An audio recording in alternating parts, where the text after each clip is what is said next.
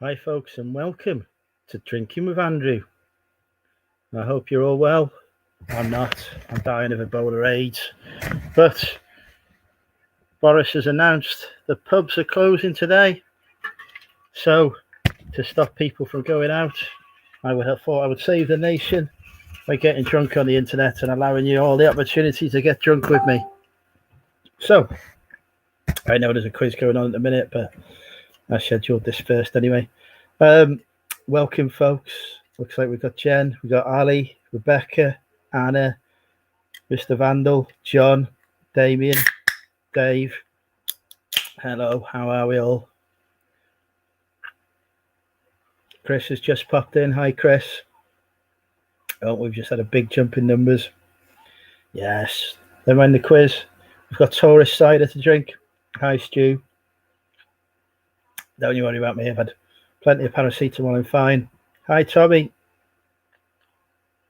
If Ebola AIDS can't kill me, paracetamol won't. Hi, Wendy. Welcome. We may have some new viewers as well. The people of Wrexham may be watching. If you are watching and you haven't got a YouTube account, feel free to message me on the Facebook. My messages are open.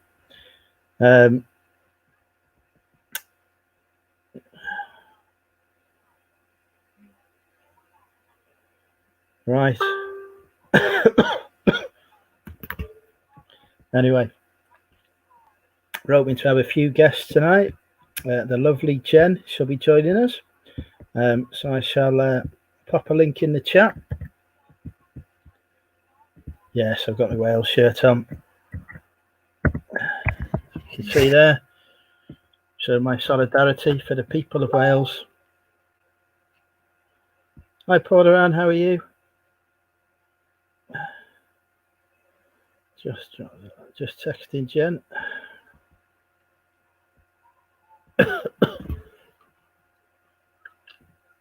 You'll have to excuse me coughing, folks. I've got Ebola AIDS. It's not the virus, it's Ebola AIDS, this one. It's a far worse disease that I'm currently suffering from. But I don't want to bother the NHS with it, so I'm self-isolating and living off the supplies I hoarded last week.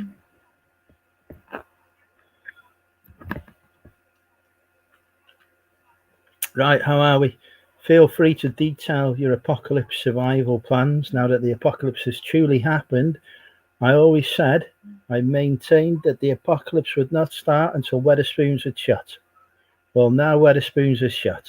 The dark times are here. The nation's my favourite pub chain is no more.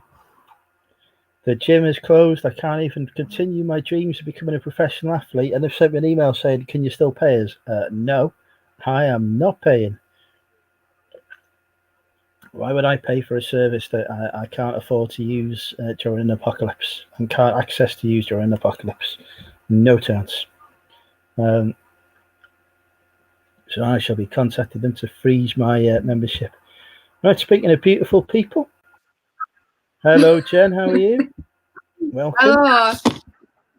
How are you? Are you feeling any better? Or are you? I've got Ebola AIDS. Ebola AIDS. Oh, this is the new one. Yeah, it's not the coronavirus. It's far worse than that. It's a miracle that I've not been hospitalised. It's only because I'm allowing the NHS's capacity to stay strong during this moment of crisis that I'm here on the internet instead. Speaking of which, how are you finding the whole virus situation? Well, I've accepted the fact that I'm going to die. Oh, you're not going to die. It's Don't okay. say that.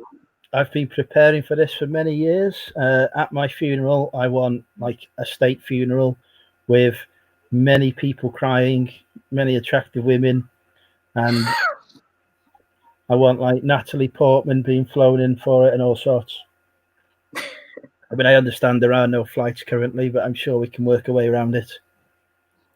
Are the ships running at the moment? Yeah, get her on a boat. On a boat, that'll do. On a canoe. How are you surviving the apocalypse? Did you have your job interview? I'm finding it very strange. I don't know. I'm finding it quite unsettling. I went into town today. I was due to get my hair cut. I got a Groupon voucher weeks ago, and I'd booked in to get my hair done. I went into the town near me, and I thought I'll park quite far away and I'll walk through the whole town. It was quiet. It was a ghost town.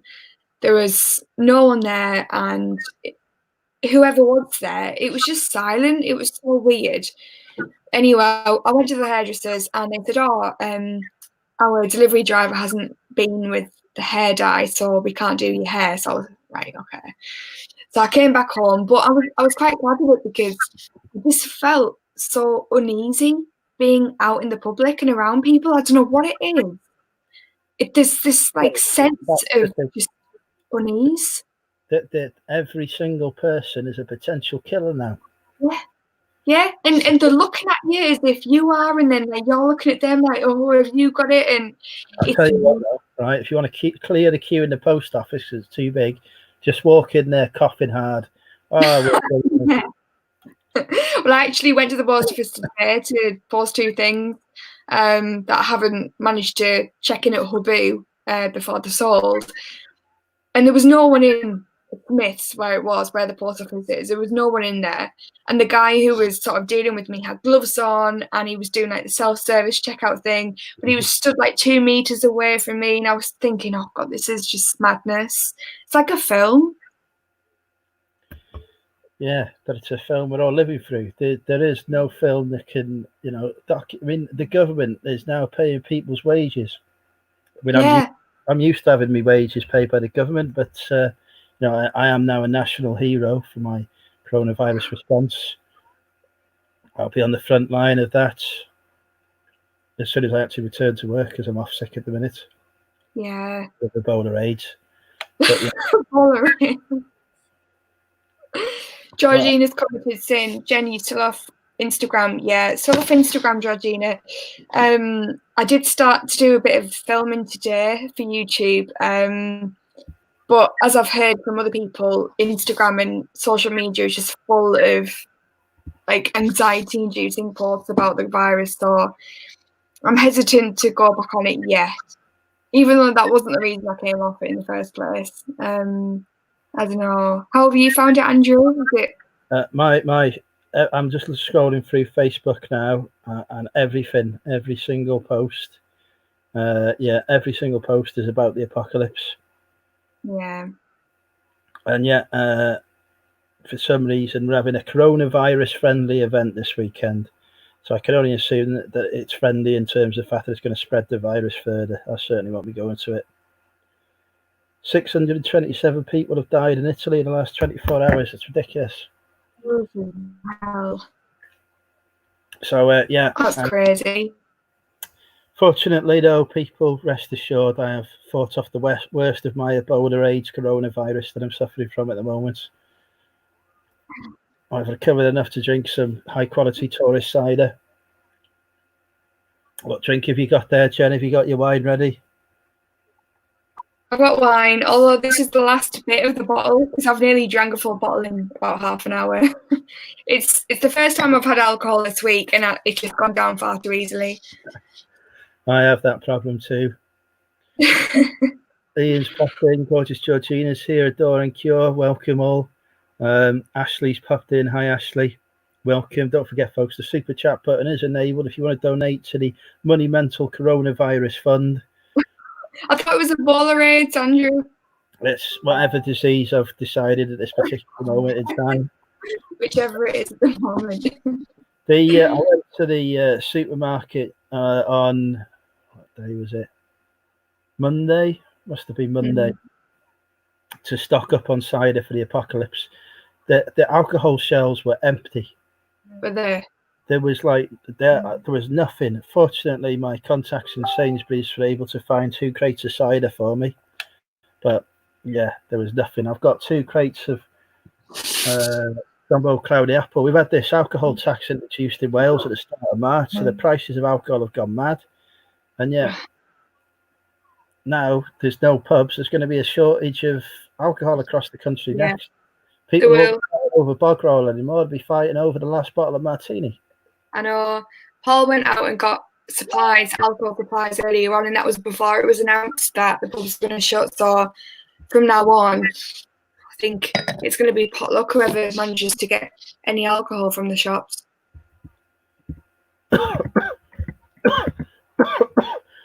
No, shoot me a second. Oh no.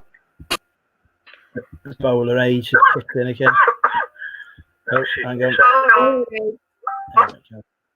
That's it. Yes, no, it's a ridiculous situation to be in, and of course, as we know, things are only going to get worse. I did come up with a brilliant apocalypse song on my way home from the pub on Tuesday night, but I forgot the words of it the next day. Oh, that's not good then. And now the pub is no longer there anyway. It'll be interesting to see, when we come out the other side of this, which I'm sure we will, thanks to the excellent work of the NHS. And I never thought I would be looking to Boris for leadership on anything, but now I am. And of course, national heroes such as myself will save us all from this disaster, but it'll be interesting to see what businesses survive afterwards.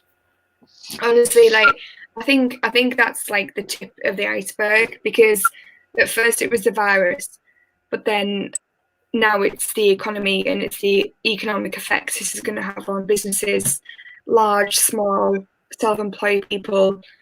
The effect it's going to have is vast. My advice to anyone right now worried about money, it's a full-time reseller or whatever, go and work for the supermarket. They're recruiting like mad at the minute. Temporary staff. Forget about reselling. Sign up, go work for the supermarkets. Pull in the money. They're offering overtime. All sorts of money is coming out there. Yeah, they are. Go. I know. Reselling is gonna, it's going to be difficult the next few months. So forget about reselling. Go and work in Aldi. Keep the supplies of tourists flowing for the nation. In fact, Shazad is also hiring as well. So there you go. That is to replace all the staff that Shazad has killed recently. Let's put a new banner. Create banner. Save the tourists. Work for Aldi. Top tip. Yes, I've decided I'm no longer leaving Wrexham during this apocalypse. I refuse to go to a meeting in Leeds on Monday. And everyone in work thought I was mad. Now they think it's the most sensible thing I've ever done, especially if they've heard them off sick now. It could have infected them all. Well, that's the thing. You can be affected and not even know it. That's the scary thing about it. Everyone on Universal Credit. Yes, Ian Duncan Smith will love that. Although I designed Universal Credit, so I'm to blame for part of that. That was many years ago in a previous life when I was a DWP hero. DWP, Department for Work and Pensions. Yeah. One of my previous job roles. How long have you worked for the government? 15 years. I've been a government hero. 16 years. Wow. The word hero is often overused in society, but it's entirely appropriate when used to describe me.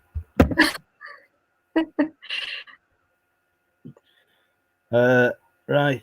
So we've established the fact. What are your future plans then, Jen? How are you going to get through this apocalypse? My future plans, well, for reasons that I'm going to go into in a video on my YouTube channel that I upload eventually, I ended up applying for a full-time role a couple of weeks ago for a company that I used to work for that I really loved, and I was successful. So I got the job. So they're waiting on references, and then they'll be able to tell me a start. Well, they'll tell me a start date in due course. So it's entirely sort of on the whole crisis at the moment. And then you will be put on an 80% wage, I imagine.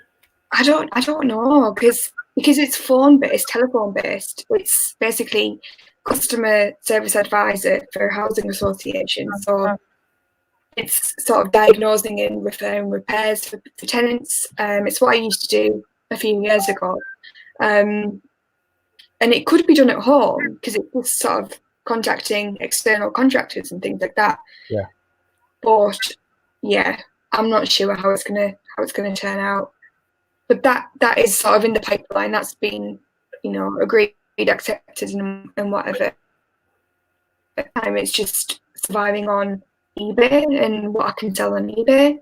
It's sort of been trickling in. Like, sales have been trickling in here and there. I've had no sales today, but yesterday I had about 5. So it's weird. Like, each day is unpredictable. I'll give up on eBay now. I'm thinking about shutting my store down soon so I can concentrate on saving the nation. I can genuinely see work saying, as this gets worse and as we lose more staff, that they're going to cancel or leave. Really? What, your work? Yeah, I can see them saying that, because all these payments and whatever that's going out to people, we're the ones who've got to do it. So yeah. So I can see him saying that staff involved in the delivery of X, Y, and Z can't take any more time off until the crisis is over. So when you go back to work, like after are you on like a 14-day quarantine at the moment then? I only need to be 7 because I live alone. 7. So will you be back at work in a week's time? Well, I'll be back on Monday now. I'll just work from home. I'll fire the laptop on Monday. I'll tell him I'm still ill, but I'll still quarantine. But I need to be doing something here. I can't be sitting back. I've got a bit of a temperature and whatever, but it'll be fine. Yeah. If Ebola age doesn't kill me yet, it's not going to. Do you feel any better or do you feel worse with it? How do you mean? Since your symptoms started, have they got worse? Yesterday was horrible, but today is better than yesterday. So you've hit the peak, sort of. Yeah. Yeah. I went downhill fast on Wednesday. It was all right on Tuesday. Tuesday I was getting intimate with a lady, so she's probably now got Ebola age as well. Well, you can't have been feeling that bad, Andrew. So I was fine on Tuesday, and then Wednesday I was just like, it was like the apocalypse had landed at my door. I phoned the boss and said, "Look, I don't know what's going on, but I think I've got some kind of coronavirus or something." Yeah, it can happen. The thing is, it can happen straight away like that. It can happen immediately. So he's texting me every day now, which he never normally does. Normally he prefers to pretend they don't exist.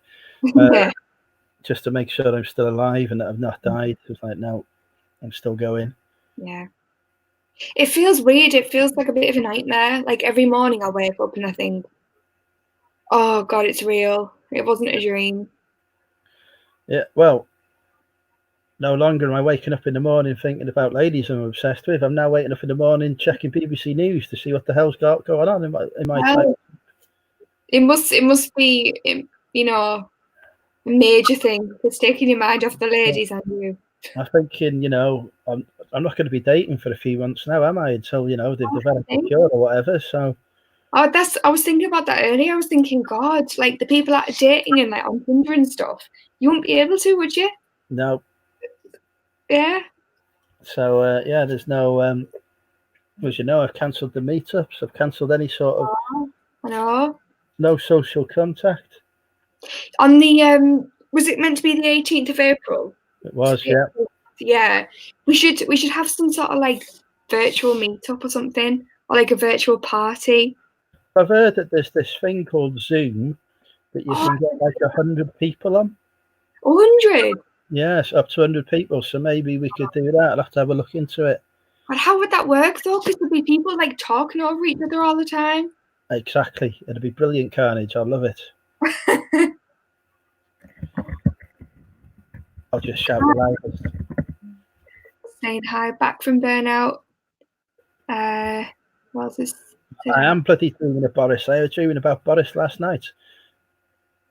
Zoom. You dreamt about Boris last night? Pardon? You dreamt about Boris last night? I did, yeah. It wasn't a sexual dream. It wasn't. No, it's just dreaming about the virus. Yeah. I'm quite impressed with Boris. I know he should have acted sooner than he has, but he's doing stuff. He's him and the other guy. What's his name? Big Ears, the Chancellor. I can't remember his name now. But we are basically in a situation where the Prime Minister none of us wanted is the only man who can save us. So, you know. Yeah, it's hopefully, so weird. hopefully he'll be like the next Churchill. Because under the emergency powers, there will be no elections for 2 years.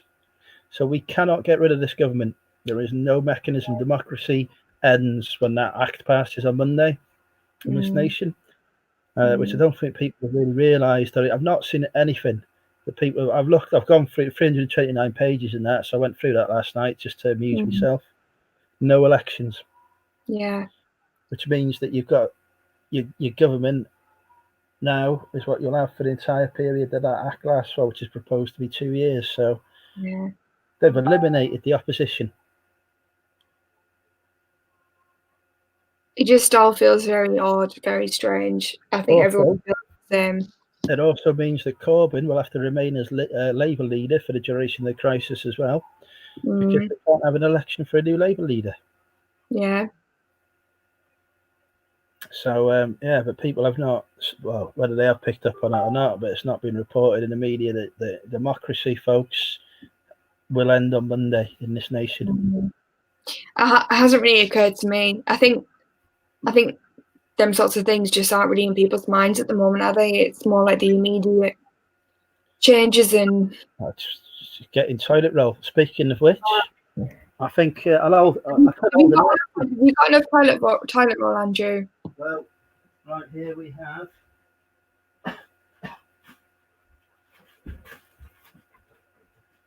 a real life bolo.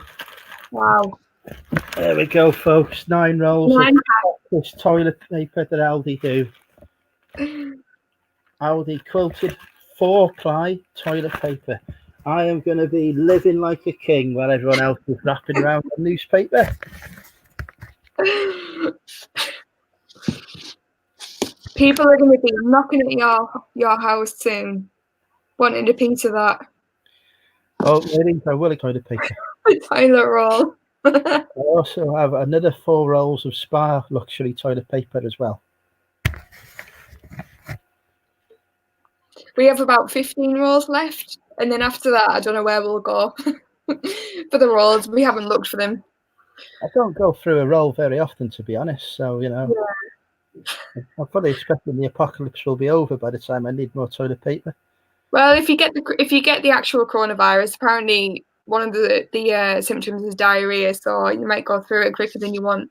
This is a lie. This is fake news. It's not diarrhea. There's no diarrhea symptoms. It's a respiratory disease. Well, no, that's what I thought as well. And then it's saying like half of people get digestive issues. But... No, there's no bloody diarrhea as a result of it. The only thing that surprises me about Boris is that he still possesses his testicles. They haven't been kicked into a different postcode before now. People often say that about me, though, Stu, as well. Anyone else having issues with YouTube? I don't know.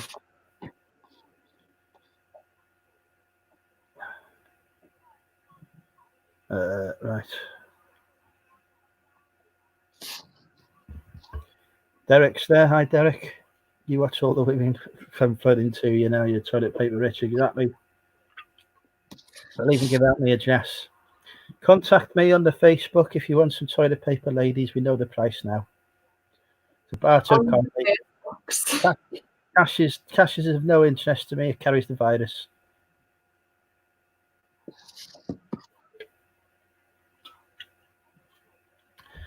So what have you got food? Have you got vital support? Yeah. You have to isolate? We went shopping at the weekend in Aldi. We spent quite a lot of money on sort of long life things. We didn't overload, we didn't stockpile or anything, but we got chopped tomatoes. I think it was the number was like four maximum at that point anyway. So chopped tomatoes, pasta that we could get. Like it was more like lasagna sheets, rice. What else? Like frozen broccoli, frozen vegetables, bread. There was no yeast or self-raising flour, so we couldn't get things to make bread with. But yeah, we got enough. We got what we normally get, really. I will be out of food next Thursday, which is the day after my isolation ends. So I'm hoping when I go to Aldi on the Thursday that they'll have food there for me. I also need to defrost my freezer as I can't actually access it at the minute, so I can put some food in there. Have you got anything in your freezer that you could use? I don't know. I can't get into it. Oh, you'd have to get into it. You'd have to see what there is. Get the hairdryer on it, but I think I've got some meatballs and some chicken in there somewhere because you can't get meat anymore. Yeah, I know. Apparently, the meat's all gone in the fridges and stuff. Like, because I last went to the shops at the weekend. Since then, apparently, there's no meat. There's no like milk. There's no like. That was the only thing they had plenty of, milk. Really? No shortage of milk. Bread was gone. Yeah. Loads of stuff was gone. Like there were no bananas for some reason, but there was loads of milk. So we have Welsh milk here. The Welsh milk industry obviously working hard to keep Aldi supplied. Yeah. See, I don't drink milk really. But you know, if it's all that's available, then I will. I've got 8 pints in the fridge at the minute to keep me going until Thursday. 8 pints? What do you use milk for? I have it on my Cocoa Pops. Diet. How many Cocoa Pops do you have a day? I'll have at least 1 or 2 bowls a day. Yeah. And do you really like chuck the milk in? Do you have a lot of milk in them? Yeah. Yeah. It makes the milk chocolatey, doesn't it? So yeah, it does. Vital. Do you have milk in your tea? Do I have milk in what? In your tea? Yes, but I haven't had a cup of tea for. I've been having chocolates to try and kill this virus. Wow. I'd rather not have the tea because of the caffeine content. I got no decaf. Yeah. I've been using my local bakery for bread and butchers for meat. I haven't been using anywhere because I've been this is the 3rd day of lockdown for me. It's not a bad idea actually. Local places. I might try that next time we go shopping. I might go to the local places for food. The only bread they had left that I could get on Tuesday was from the Village Bakery, which is the bakery chain up the road, but it supplies Aldi. Right. And some of the local convenience stores, and that was all they had. So obviously the local deliveries through, but they weren't getting anything through nationally, from Hovis or whatever. So yeah. Anyway, right, nobody in Wrexham. If anyone in Wrexham's watching this, you're not allowed to go to the supermarket on Thursday until I have been to clear them out. Okay? Aren't they doing like an hour first, like an hour at the beginning of the day for elderly and NHS workers and stuff anyway? Yeah, yes. And all of a sudden I will be turning up with my old housemate's NHS badge. They don't need to look too closely at the photo on it. to get entry. I'm sure there'll be enough left for you after the first hour. Bloody hell, Christ, after those vultures have descended on it, you see what the elderly are like. Jesus Christ, there'll be nothing left. I mean, why should they get the food? We know that they're all going to die anyway. Oh, Andrew, don't say that. Leave the food for those of us who've got a fighting chance of survival. But no, they'll be restocking throughout the day. They'll have deliveries throughout the day. I'm sure it'll be fine. They will. And they're not going to be charging around the shops grabbing everything. They'll be going at a slower pace, so they'll be Yes, exactly. I can race them for the milk. You're quite right, Lynn.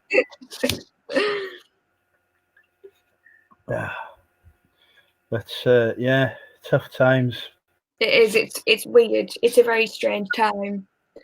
I'm worried for my mother. She's in her 70s. She's got high blood pressure and various other underlying health conditions. She gets this virus, it's touch and go for it. I mean, obviously I'll get half a house out of it, but I'd rather have my mother than half a house, to be honest. Yeah. It's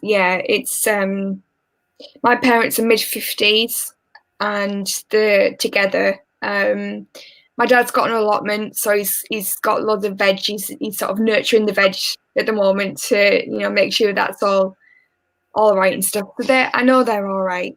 I'm not too worried. My grandma's she's late 70s. She's 79 this year. She's got her son, which is my uncle, who's like mid-50s again. So I'm not too concerned, and she's self-isolating as well. But it's just worrying. It's just a worrying time. It's just sort of it's sort of knowing when to worry and when not to worry. I would say there's no point worrying about something you can't control. Yeah. You just got to worry about the things you can control. Stay at home, stay away from other people, go out as little as possible, but try and exercise, even if you're exercising in your house. Yeah. Use the internet, social media to connect and communicate with people. Yeah. Don't watch too much of the news because it's just going to make you more anxious, unless you're like being totally obsessed by it. Sexting is the future, ladies. By the way, if you need to get through your relief, feel free to message me for that. I'm more than happy to help out. Was that sexting or texting? Sexting is definitely the future. Always available for that. Where's Louise? I need my backup. I don't know where she is. She's in a moody at the minute. She's fallen off the face of the earth. She texted me earlier. Did she? Yeah. She needs to text me back. Louise, you need to text me back. Ring her now. Ring her live on the internet. Yeah. Come live. Yeah, give her a ring. Oh, Dan, what if she's busy? Don't matter. I'll ring you when she's busy. I'm only joking, Louise. You can take as long as you want. I'm just worried about you. Give her a ring. Give her a ring now. Do you want me to ring KFC live? No. She might be busy. What's she going to be busy doing? It's a bloody apocalypse. It's not like she's going to go to the pub, is it? She might not want to talk. You never know. Peter. Hello. Hello, Peter. I didn't see you then. How are you, Peter? Yeah, I'm not too bad, considering. Have you got Ebola AIDS yet? We're just talking about Louise. She's moody at the minute. Oh, she? Yeah. Fair enough. That's why I haven't seen her live for a while. Yeah, I texted you yesterday, you're going live. No, she said. Oh, that's a bit random. Just no. That wedding ain't going to happen, Mel. That's the point. Jen, your wedding, I'm assuming. I'm meant to get married in October, and forget about that now, can't you? Oh, Andrew, don't say that. We don't know what's going to happen. We just sort of, me and Louise are both, like, Louise has got one in September, mine's in October, and we're just hanging on. 2 weddings in June. I'm a witness for one and the best man for the other. No chance of that happening now. I've already said you can forget about stag do for your wedding, mate, because it's not that one, is it? The pubs are shut. I know. Well, Paul's meant to be going in July. He's meant to be going abroad. We don't know where. His mates have organised it, but no, there's no planes anymore. The airlines are all about to go bankrupt. But that's the thing. Even if this all blows over, I think like you say, the airlines are going to go bust. Like, who's actually going to be flying? I will introduce Monumental Airways. I knew it was coming. Monumental something or another. We'll get a couple of planes together. How hard can it be? Monumental Airways. How hard can it be? Yes. We'll get you your future husband to his destination, the stag party. Can't promise a return flight. A lot of countries are in lockdown, but we'll get him out of the country, and then he may never come back, and you'll have to marry me instead. No. Between know. Look, is it my fault if he doesn't come back? Well, yeah, but I'm saying nothing. Can you do anything to help the wedding in October though, Andrew? I could turn up to it and get pissed. Yeah. What, free booze? Yeah. If you turn up to it, that means it's still happening and it's still allowed to happen. I don't know what's going to happen. They're on about this thing carrying on until there is a vaccine developed. So it's like a year's time. Actually, I have heard though a rumor that Shazad has developed a cure that he's now attempting to peddle on eBay. So see, Shazad is saying the cure to coronavirus. Mm-hmm. Oh, DVG says she got ordained on the internet when she was 18. She can marry you if you want. There you go.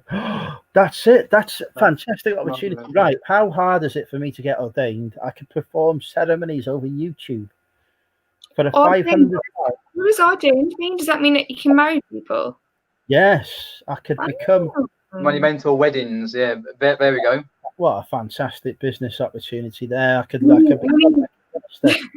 when he meant Andrew Nolan, the greatest wedding, what would the word be? I don't know. Idiot. No, that is not the word. No. The greatest wedding provider in the world. Yeah, in the world. So there you go, folks. Right, I'm quitting eBay, but I'm going to be doing weddings instead. You can marry first, folks. And marry Louise off. Yeah, no, that would be not allowed. Why? It's not, unless it's to me, it's not allowed. I'm saying nothing.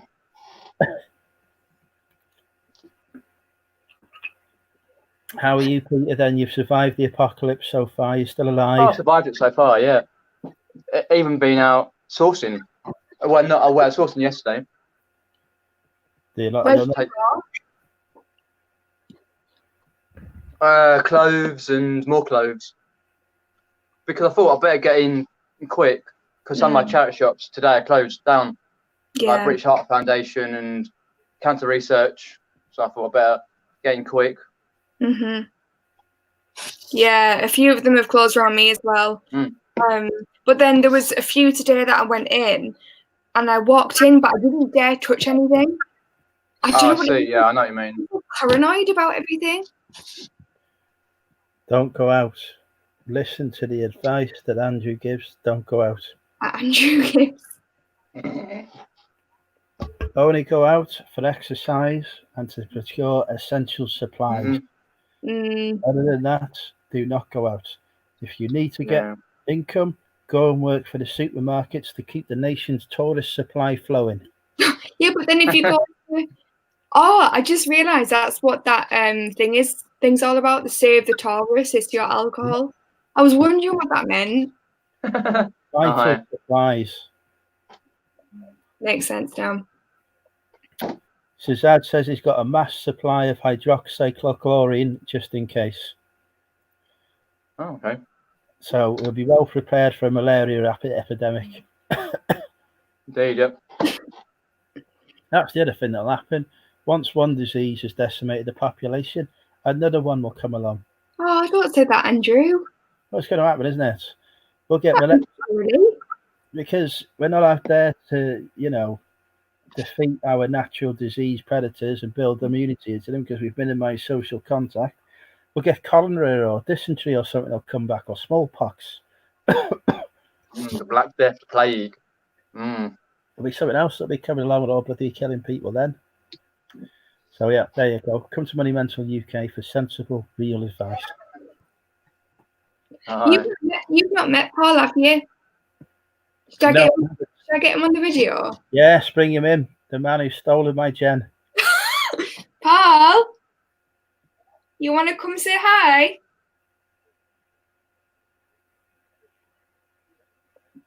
Oh, he's coming. Deafening silence. Your hats. The man, the myth, the legend. China and the USA believe to be. Christ, the sexy man himself. Hello. You all right? He's a good man. You won't be able to keep that haircut for long, though, will you? Now the hairdressers have closed. Well, to be honest, we probably can only get better anyway. I'm a bit full of corona at the moment, so I'm not feeling myself. I've got the Ebola AIDS as well. Where are you from, Andrew? Wrexham in North Wales. Really? We've only got one confirmed case here. We did have two, but we managed to kill that one. So you sound quite Scouse. Everyone says that. There we go. That's it. Yeah. Because we always say that. He sounds Scouse. He goes from Welsh to Scouse in every sentence. How are you, Andrew? 45 mile away from that bloody coronavirus epicenter. Where are you from, Pete? From Epsom in Surrey, so not far from London. Right. What's it like down there? Are you drinking Budweiser? Yeah, Bud, yeah. Yeah, same ones I got. What are you drinking, Andrew? Tourist cider from our finest, greatest supermarket. Piss water, yeah. Water. It is. Think in the world, this £1.89 for 4 cans, unless you live in Wales. You do sound really. Yeah, this live in Wales. Definitely close.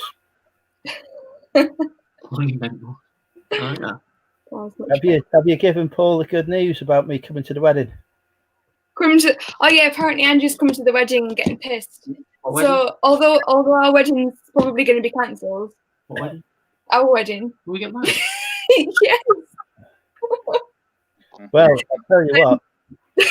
Everyone who didn't want to go through with their wedding this year, perfect opportunity now, isn't it? Yeah, I know. Yeah, I've already been on to the guy that we're dealing with, so just forget it. I haven't told you that. Yeah. No, he says just forget it. So you can tell me later. Yeah. Yeah. All right. Wicked sense of humour. How fat am I?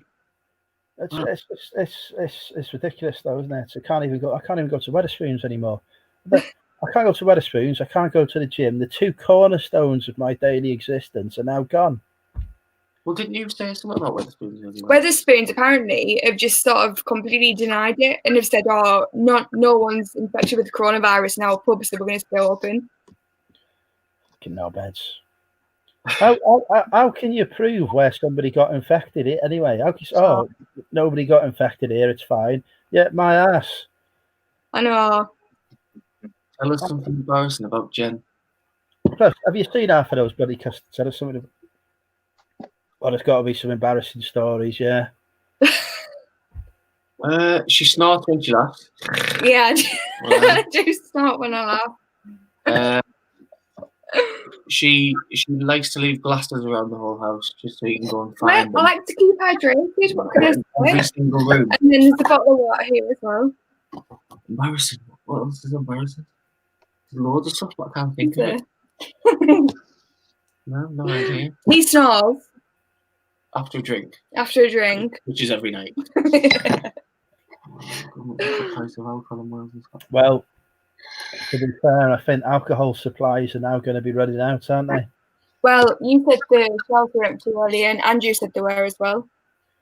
I got the last 20 cans of cider earlier. Well, earlier this week. God knows what it's going to be like next week. How are the alcoholics going to survive? Where are the people on benefits going to spend their money now? Wetherspoons. They're no longer going to be able to claim they can't afford to feed their families. Which is true, probably, for the first time. I'll get sacked on it, John. I mean, they can't buy any pasta anymore, but apart from that, they'll be okay. Probably just go to Moses. Does Paul get involved with you reselling, Jen? Yeah. He does. He lifts the boxes and takes the boxes for me to the post office and where else? Can't think. Hermes and things like that. Anywhere I make him take anywhere him. you threaten me. Yeah. I'm that person who stands outside the charity shop after about 3 minutes looking inside, going, nothing in here for me. Yeah. And then go outside and then look like a rag doll. And Jen's the one who's in there for the next 20 minutes. And he holds the bag for me while I'm going around, don't you? Yeah, otherwise she beats me. I don't beat you. I've always thought she's got a violent side to her. You can tell by the look on her face. I haven't. She's enjoyed punching a few men in a time. Yeah. Yeah. She forced me to have the haircut. See where it's short on the side? Yeah. That was purposely so she couldn't pull it. But then I was just about getting this short as well, and she went, "No, I want something to grab on." Yeah. Shit. You know what I mean? I fell for that before. I had to go grade 1 all over with my last girlfriend just as she stopped bloody grabbing my hair.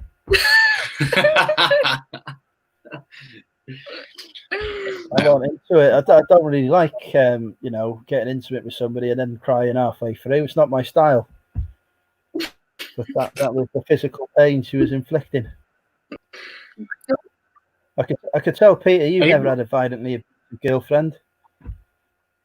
Oh, I thought we were in about sexy time. You don't know. The amount of bloody hair you've got going on there, you're fine. Right, I'm going. So it's nice to meet you. It's nice to meet you, Andy. Nice to meet you, mate. Cool, Paul. Lovely to see you. Yeah. See you later. Your evening. Yeah, take care, mate. I'll see you in October for the wedding. I don't know what wedding is going on.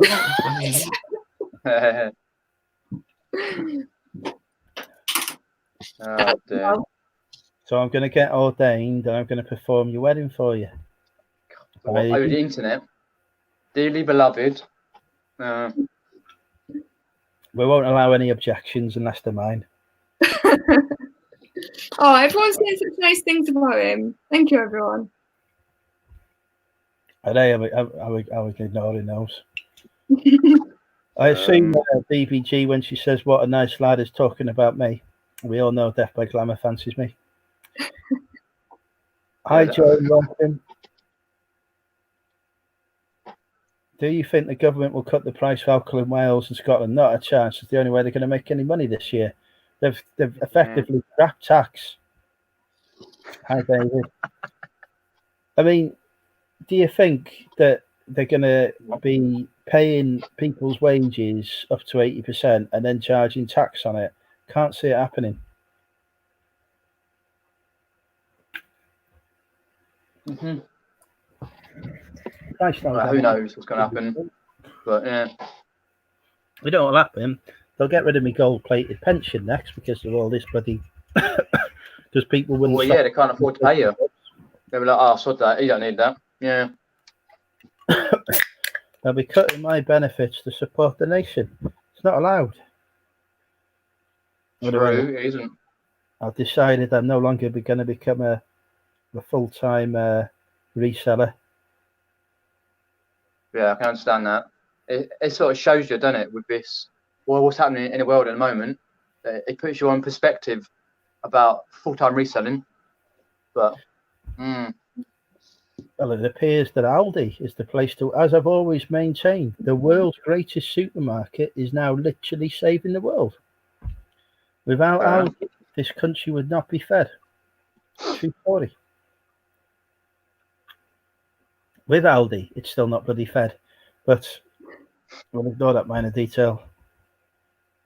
It does seem to be the supermarkets and the sort of basic human need areas of employment are the ones that are sort of keeping the jobs and advertising the jobs, isn't it? It's healthcare services, the supermarkets, the truckers. Yeah. I mean, have you seen the state of some of these people? I mean, they can't be practicing good hygiene. I've been in a bloody truckers cafe before. Jesus Christ. They're saying now, aren't they, that truckers can't, because McDonald's and places like that aren't letting people go in the restaurant. They're just allowing the drive-thrus, but obviously truckers and stuff can't go in. So people are sort of like going in for them and helping out and things.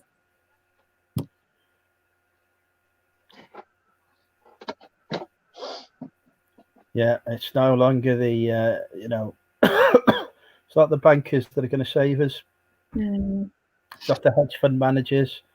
It's not the stock traders, It's the truckers, it's the NHS, it's the supermarket workers, it's the impoverished civil servants like me. It's your chemists, it's your doctors, they're less poor. If any nurses, do feel the need for some stress relief, again, I am available.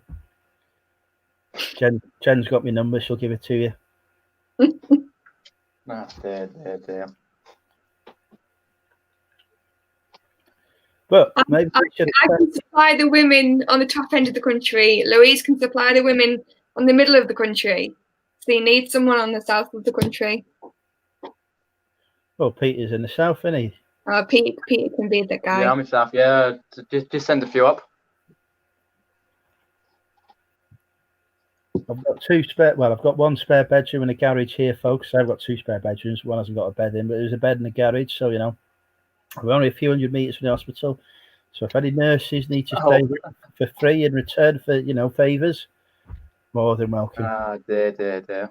There's someone that just commented there saying there's some local pharmacy called J Hoots by me, but Calpol up to £20. That is ridiculous. I have banned profiteering. The reason I'm saying that is because there's a pharmacy called that right near where I live. I'd be interested to know whereabouts you are, My Venture UK, because that name rings a bell.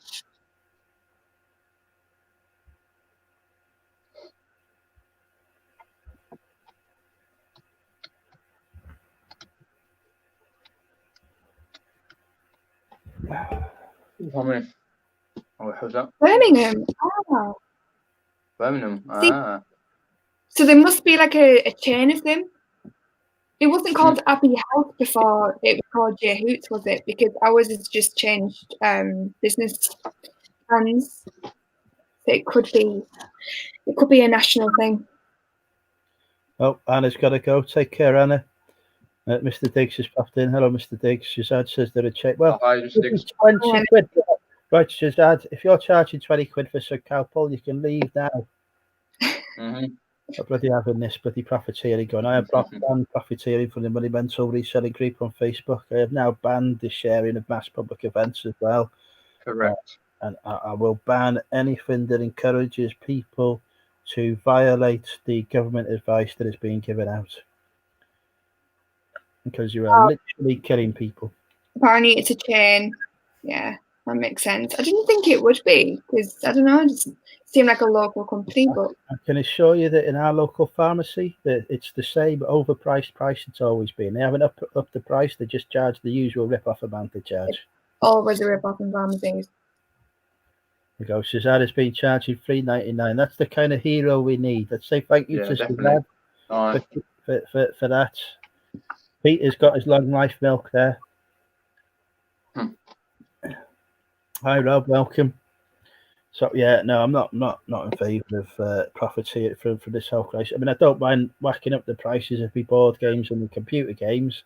That's not an essential thing that somebody needs to control the a medical condition. But I've sold stuff that's been listed for months, but I'm certainly not. And I don't mind selling Taurus for a premium either, because unless you're an alcoholic, again, it's not essential. But other stuff, no, definitely not. I've been donating stuff to the local food banks and whatnot as well to try and help them out. I even put some toilet roll in last week. I was thinking of doing that. Yesterday I went down to a local boys near us and I saw where the food bank was. I hadn't realised it was there because I'm quite new still to this town. I'm thinking about donating there. Can you just walk in? Can you just walk in with stuff? I just give the stuff. They've got like a container in Sainsbury's. I just whack it on in there. Yeah. But a lot of the people who volunteer in the food banks here are in their 70s, so they'll be losing their volunteers. Yeah, of course. So they'll need, So here in Wales, in Wrexham, and I'm sure in whatever local towns and cities you're in watching this, the local volunteer group have come together and said, right, Avour is here. We need volunteers to help out during this crisis. So do encourage any of you fit and healthy and don't have any underlying health conditions to sign up for these volunteer things. Mhm. Try and help people out who can't get to the shops, who can't get the supplies they need, Yeah. whilst at the same time maintaining at least 2 meters distance from every other human being you can be He's going again.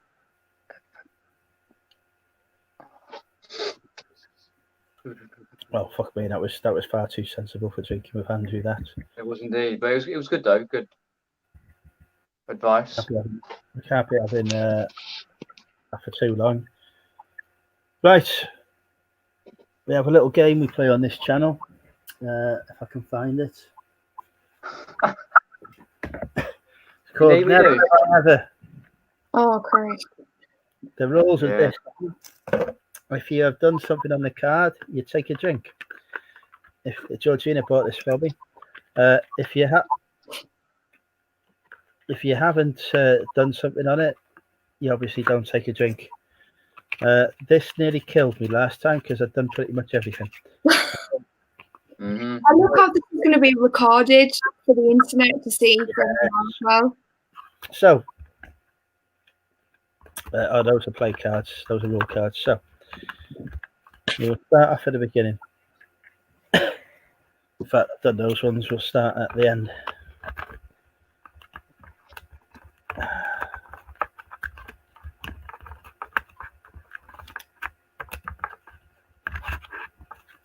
I'll just go in the middle because I've done most of those as well. Right, here we go.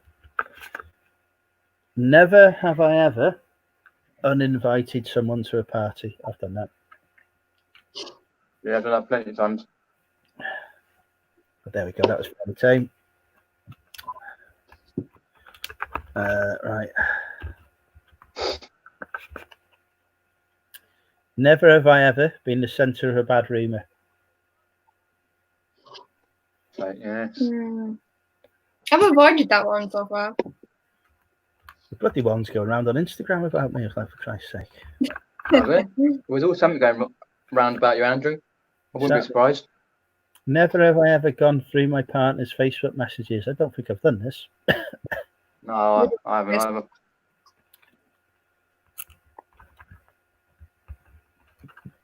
I've wanted to, but I've never done it. Never have I ever pierced my pussy.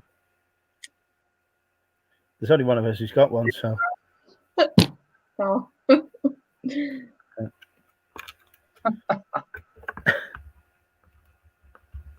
Oh, dear. Never have I ever drank alone.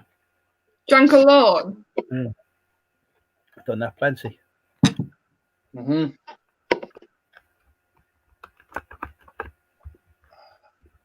I am not awful, Shazad.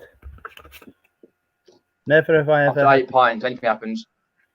You're exempt from this one, Jen. Never have I ever had to take a paternity test. I'm pretty sure I'm infertile, so no danger there. Mm-hmm. Never have I ever won a hot dog eating contest. Never won a hot dog eating contest. Never taken Never. part. This is the American edition of the game. Never have I ever shared embarrassing secrets about my ex. Oh, yes. Bloody hell, Jen, I'm taking it back now. Mm. Christ. Go on then. tell me. Way back. Never have I ever left a friend at a party to go hook up. Bloody hell, the dark horse is coming out now. Mm-hmm. Michael. Never. Oh, fucking hell, I've done this a lot. Never have I ever had sex with someone whose name I couldn't remember. Yes. You can remember the name of all your sexual conquests, Jen. I'm impressed. Proud? I bloody can't. Well, bloody hell, I've done this on YouTube. Never mind anything else. Never have I ever used my phone to call someone while taking a shit. Well, just me then. Yeah, just you, yeah. It's a weird thing to do, but... I was on the phone to them at the time.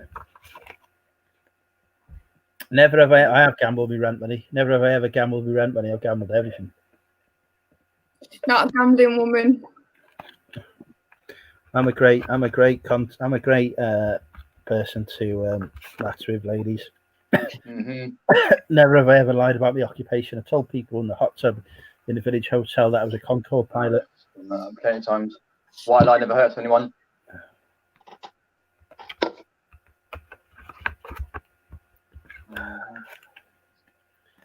Never have I ever recreated a porn scene with my partner.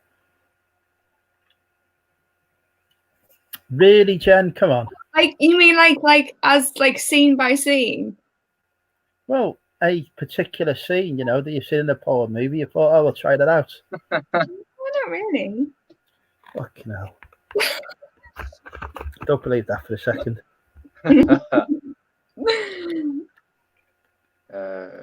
Never have I ever sent a nude photo to the wrong person. Yes. I'm very careful. Say. Might as well delete your phone number then.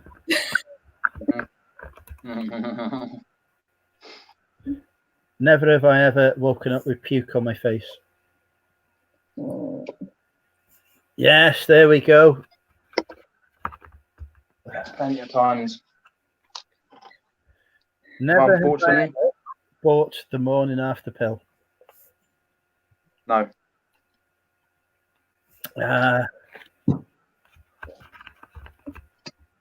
Technically, I bought one for my friend. A bit random, but Never have I ever stolen a tip off a table at a restaurant. A what? A tip? Yeah. No.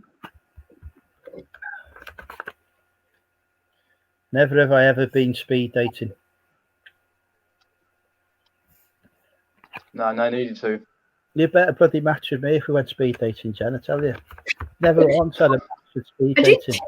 Tinder dating, which is kind of speed dating. You did what? Tinder dating, which is like one-to-one speed dating. All right. Better have matched me up. Never have I ever successfully smooth talked myself out of getting a ticket or being arrested. No. No, same. What happened, Jen? I was coming out of a pub when I was about 18 in a car, on a date actually, and the policeman collared me down, and he was like, "Wind down your window," and I went, "Hi," and he said, "Oh, you haven't been drinking, have you?" I said, "No," because I hadn't touched anything, and he went, "Oh, I can't smell anything, so you can go along." Fair enough. Yeah. Never have I ever traded sex for favours. Nope. Just me then. You sure? Yep. I only have to shit sex anyway, so. Never have I ever pre-arranged to be bailed out of a date. Yeah.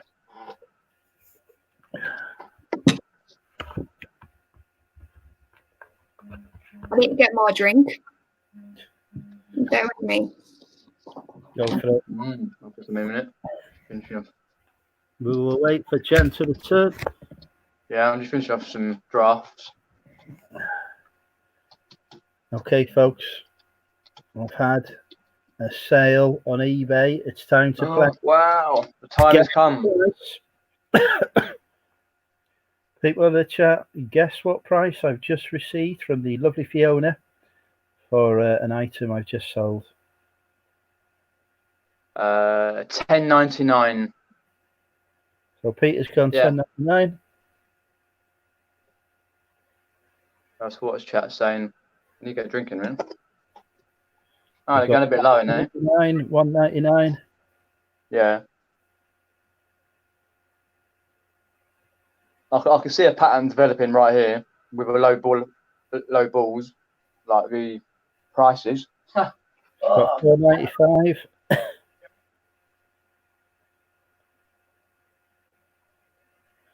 $7.99.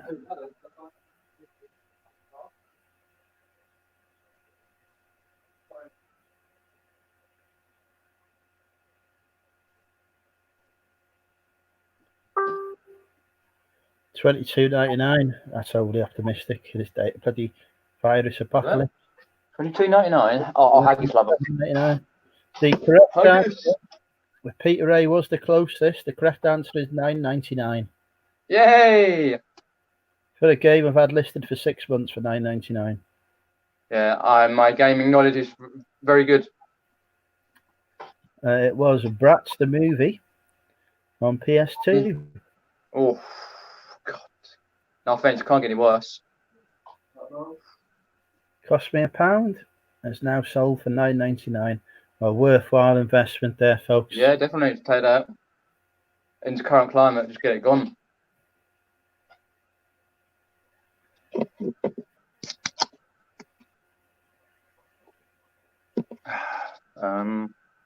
This is where Jen doesn't come back and she just leaves us looking at a shirt. Not a shirt, a chair. People of Wrexham, if any of you are watching now, send me a message on Facebook so I know who's watching. Got the buds. Got the bird of Christ. Buds. Hey, the same. Hey. Right, okay, so never have I ever taken a shit in the woods. No. A wee. I've been camping before, it's a natural part of it. Yep. You gotta go. No shame in that. Indeed. Shazad's only had 50p's worth of sales. Oh, I won't even read that, yeah. Never have I ever had plastic surgery. No. With Jen's good luck, she doesn't need to.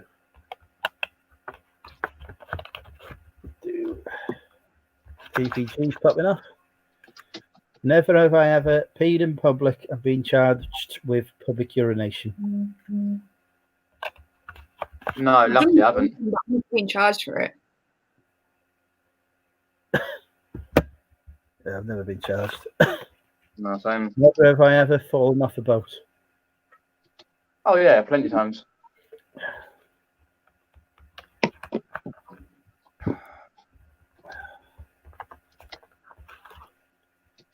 Never have I ever made myself throw up. No, I don't see the need, but yeah. Unless you count drinking copious amounts of alcohol. Fair enough. Depends on the context. Never accepted drinks from someone and then didn't talk to them for the rest of the night. Yeah. Right, never buy Jen a drink, folks. You're behind. Never have I ever peed in a Gatorade bottle. I never had Gatorade. Yeah. No, I think it's an American thing.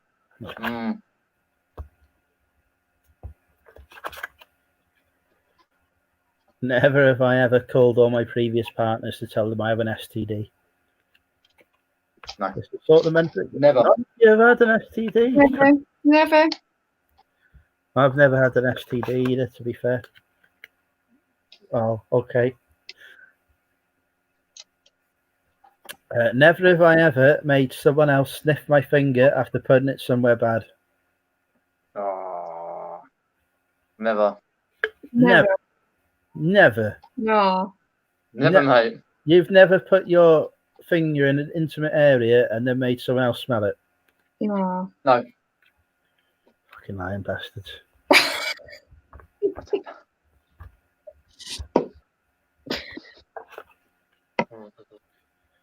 Never have I ever been fired after the first week of a new job. No, never. I'm fired from Sainsbury's. Not after the first week. So you made it to week 2, did you? Yeah. Or a little bit further than that. And then just left of my own accord. Never have I ever, so no people of Wrexham are watching me. Never have I ever taken cough syrup to get high. No. I didn't know that would get you high. Drink alcohol for that. Mm-hmm. Never have I ever had embarrassingly brief sex. Embarrassingly what? Brief sex. She accused me of being a virgin. The what? They accused me of being a virgin. I was like 28 or 29 at the time. I was like, for fuck's sake, really? All right. It didn't finish because I'd come. It finished because she got bored. It's even worse. This is why I come on a stream. Oh dear. Never have I ever turned down sex because I thought I smelled. I've never turned down sex. No, same. So Jen has never Right. turned down sex either. There you go, folks. You know, legendary. Never have I ever, my ex did this, never have I ever tried to get pregnant to keep a man. No. Yeah, my ex tried that as well, yeah.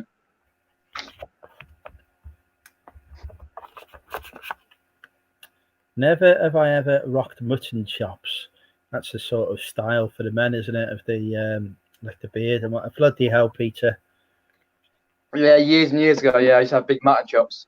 Jesus Christ. Yeah, I grew them for months. Just mutton chops. I did horrible. But yeah. I've done this before.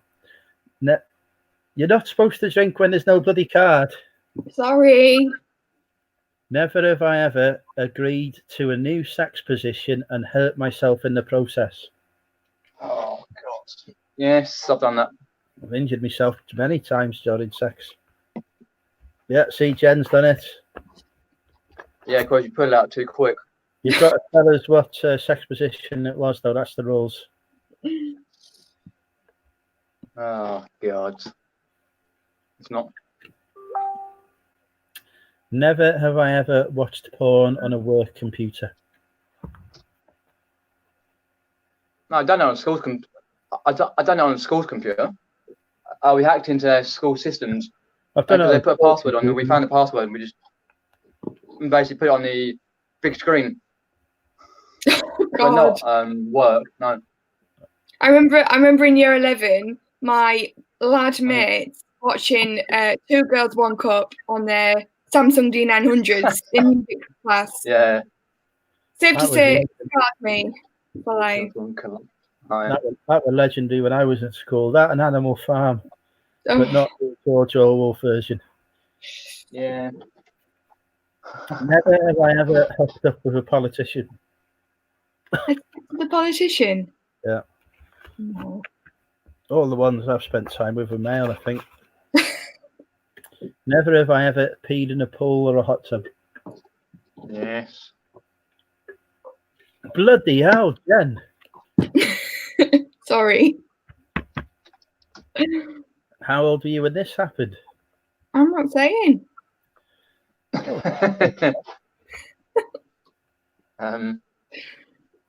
Never have I ever set my hair, eyelashes, eyebrows on fire. No, never done that. I've done it to other people, but not with myself. By the sounds of it, Christ, what have you set on fire? Me, my hair. When I was younger, by accident. As you do. Never have I ever dated someone 15 years. I've tried someone 15 years younger or older than me, but I've never dated someone 15 years or older than myself. No, same. Jen's working out the maths there, I could say. Not quite. No daddy issues there. Never have I ever been chased by the police. Yeah. Been chased and caught. Ooh. Yes, PvP. Definitely stay indoors. Never have I ever been on a multi-day cocaine binge. Nope. Never done it. I don't do drugs. No. Yeah, staying away from drugs. Never have I ever gotten drunk and woken up naked. Walking up naked? Yeah. Bloody hell. Oh, we need to get Jen more drunk. I'm already quite drunk. Never have I ever purchased an adult pay-per-view movie on a business trip and tried to expense it. Nope. No. Didn't just try, just incidental expenditure. Never have I ever made a sex tape. Still time, but never. Get the bloody Not drink. at a specific moment in time. There we go. I knew that. I could see that expression then. There's a good girl. Never have I ever queefed in a yoga class. I don't know what queefed means. My American viewers, explain to me what queefed means. Well, Jen knows what it is. She's obviously really done it. She's had a drink. Queen? No idea. Google it.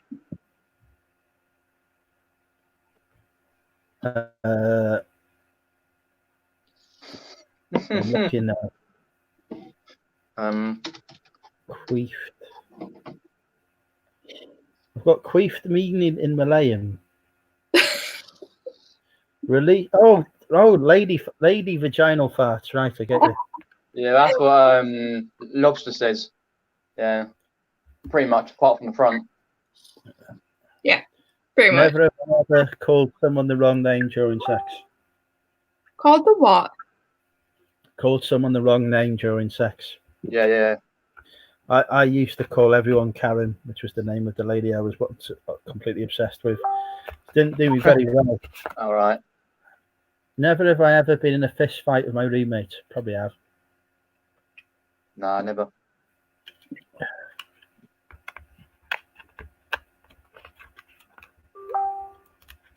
Okay, now.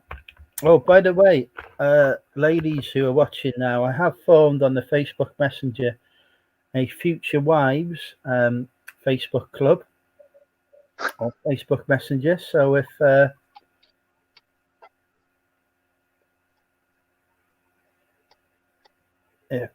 any of you want to join it, contact me on Facebook Messenger and I'll add you to the group. Never have I ever stepped in shit barefoot. I have a dog. It happens.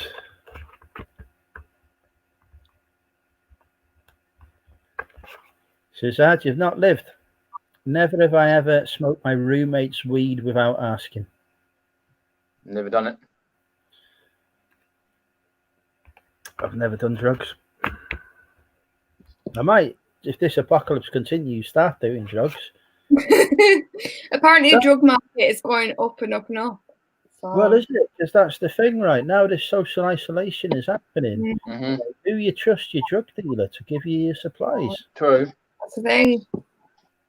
Yes, PvP. Now the apocalypse has started. I've come out of retirement and back on the dating game. Unfortunately, due to social distancing rules, I cannot let anyone within 2 meters of me. Never have I ever been thrown out of a bar. Oh yeah, plenty times.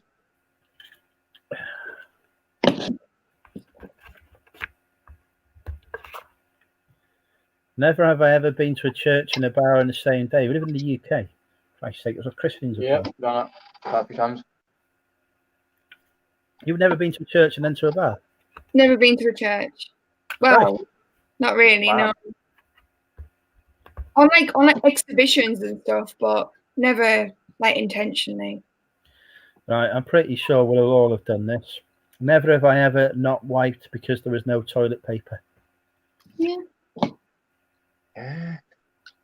They often run out of toilet paper in the bars. You run out now. If you can't get any. Never like a have headless I ever chicken. been too drunk to stay awake during sex. Yeah. I once fell asleep while fully inserted. It better not flapped. Flapped out. Oh. Oh, you were not happy. I had such a fucking whack to the face. I bet you did. Never have I ever had anything pierced below my neck. No. Jen? Nope.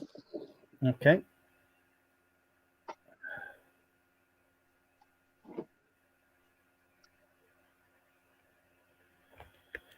Right. Never have I ever been high at work. High at work. No. Yeah, I've been drunk a few times at work. No, that doesn't count. It's on drugs. For fuck's sake, Peter. Well, whatever. It's that same thing. A high sort of Question, Andrew. feeling. If a girl had possible virus that was smoking hot, would you make love to her anyway? No PvP. I'm not desperate. What's that? 2, 3. Never have I ever tried to move something with my mind.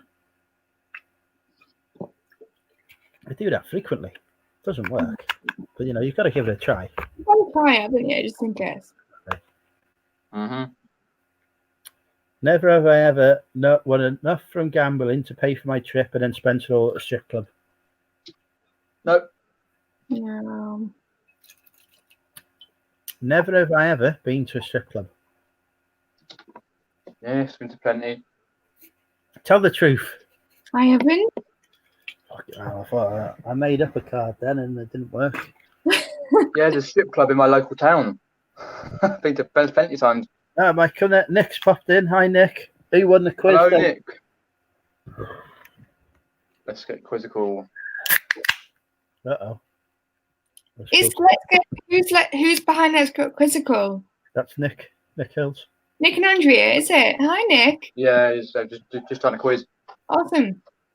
Right. Never have I ever had sex on the first date. No. See, now I want to take you on a date. Talk to me, Abita. Remember, if anything does, if Paul does happen to sadly die of the coronavirus, you have promised me a date. We're talking like, I've been dating for what, 13 years? So I've only been dating since the age of 26, I think, or 27. Really? Wow, it's a bit late. Ashley's popped in. Ali's a traitor. Never have I ever had penis envy. I never have. I have a big cock. Nope. I don't need to be envious. Don't miss. We're doing. Never have I ever spoken out during a wedding ceremony. I told someone to fuck off in one once. Nope. Just me. Just do, yeah. Did Ali win? Fair enough if you did. Never have I ever, oh, for fuck's sake, never have I ever worn the same underwear twice in a row.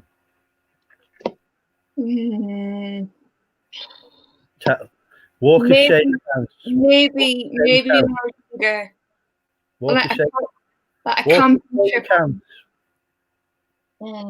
Yeah, try a week.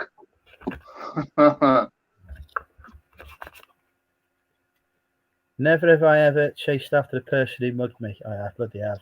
Mugged. Never been mugged. I have.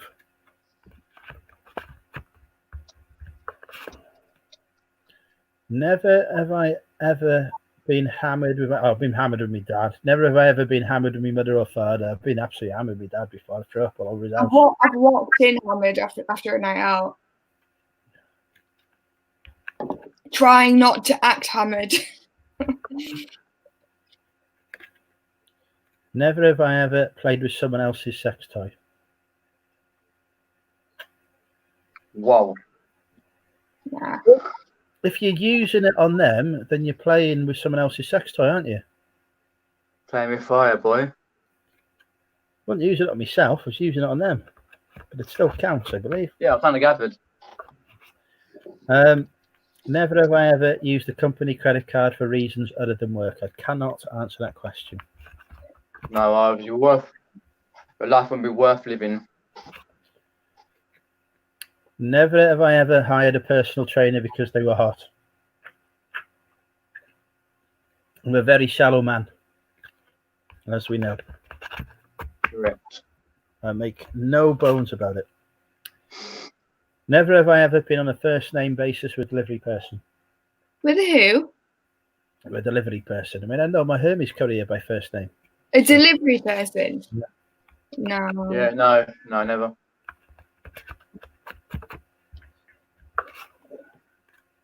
Never have I ever stolen somebody's holiday decorations off the lawn.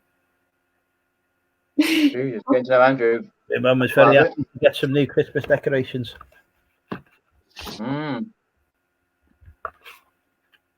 Never have I ever seen a ghost.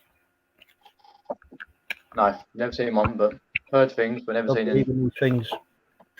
Never have I ever had sex in an office. Yes.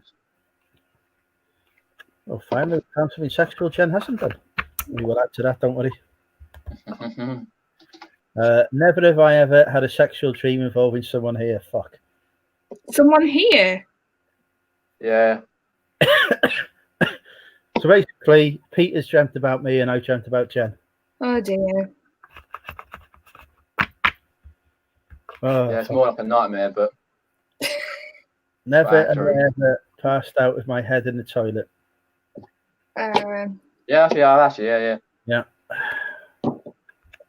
Yeah, It was fake times. much better than when I had the Americans on and it was just me drinking. Well, yeah, Never have I ever basked in my own smelly fart. You do a good fart, you take pride in it. do indeed. I don't say yes to every question. That's a Never have blokey I thing. ever said the wrong thing And during you can sex. be I said wrong.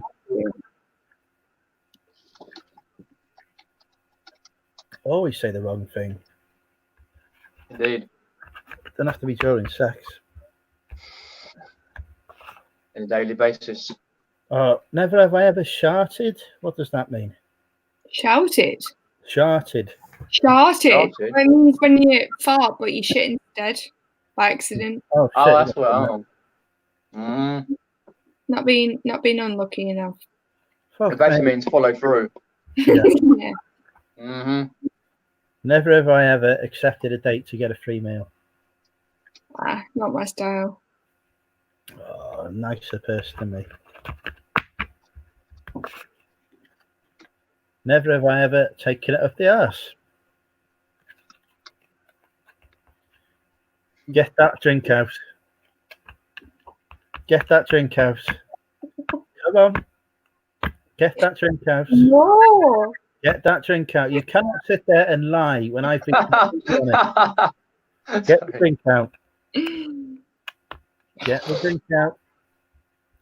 There we go. He's determined, aren't you, Andrew? You're determined. Gotta play by the rules.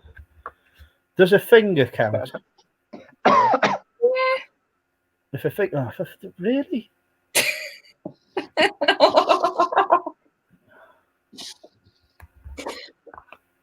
She never warned me she was doing it. It bloody freaked me out. But never have I ever used a plastic sandwich bag as a condom. No. Never fucking had a plastic sandwich bag.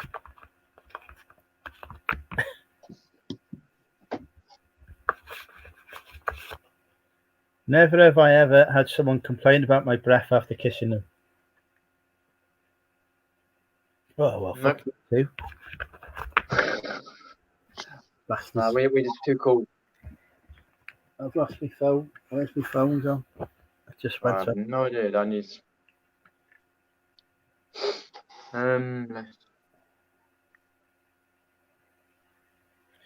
Right. Never have I ever dated my sibling's ex. I don't have any siblings, so no.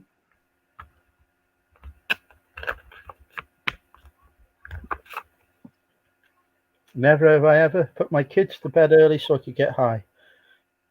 I'd be amazed if any of us done that. Correct. Georgina, you'd be unconscious by now. Never have I ever tried to break into someone's car. Bastards.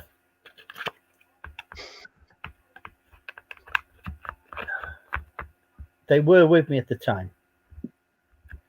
Well, does that make it any better? Well, it was their idea. Never have I ever taken Adderall to be the most productive person ever. I don't even know how you get hold of Adderall.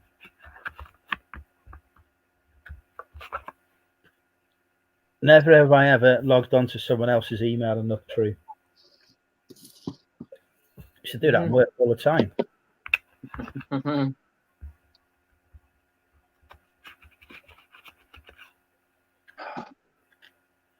Never have I ever rocked a muffin top. What's that mean? Your belly sticks out more than your upper body. No. No, I'm Mine too skinny for that. does. Mine does. Christ, I've got a beer belly. I ain't. Never have I ever played footsie with someone while my significant other was also at the table? No. To be in my defence, I thought it was them. It's not my fault. It was somebody else. Okay, that's all we've got to go on. Never have I ever told someone they look bad in something when they really look good. Yeah. I didn't have her going out looking like that. Beer belly isn't a muffin. You've got to be fat all the way round, but like wearing pants. Well, stuff it's done now. Never have I ever congratulated someone who wasn't actually pregnant. I did this on the bus the other week. God. Oh, Jesus, that's a bit forward, isn't it?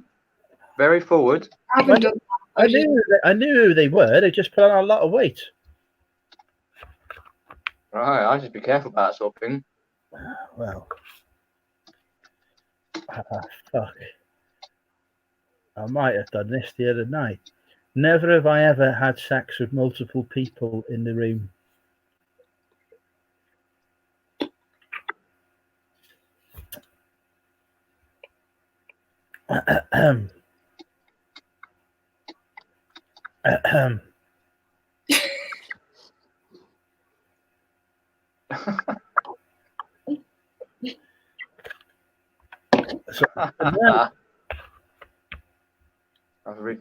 What took place there then, Jen?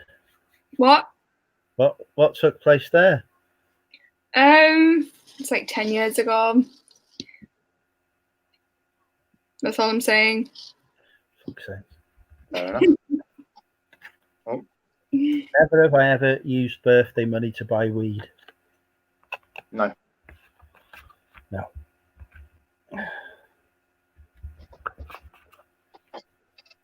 Never have I ever hugged a stranger by accident.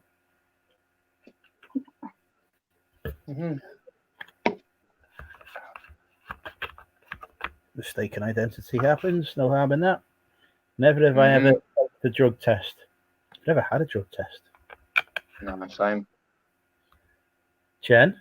Nope. Just checking. Never have I ever danced on a table at a wedding. Yeah, it's got to be done. It's just additional.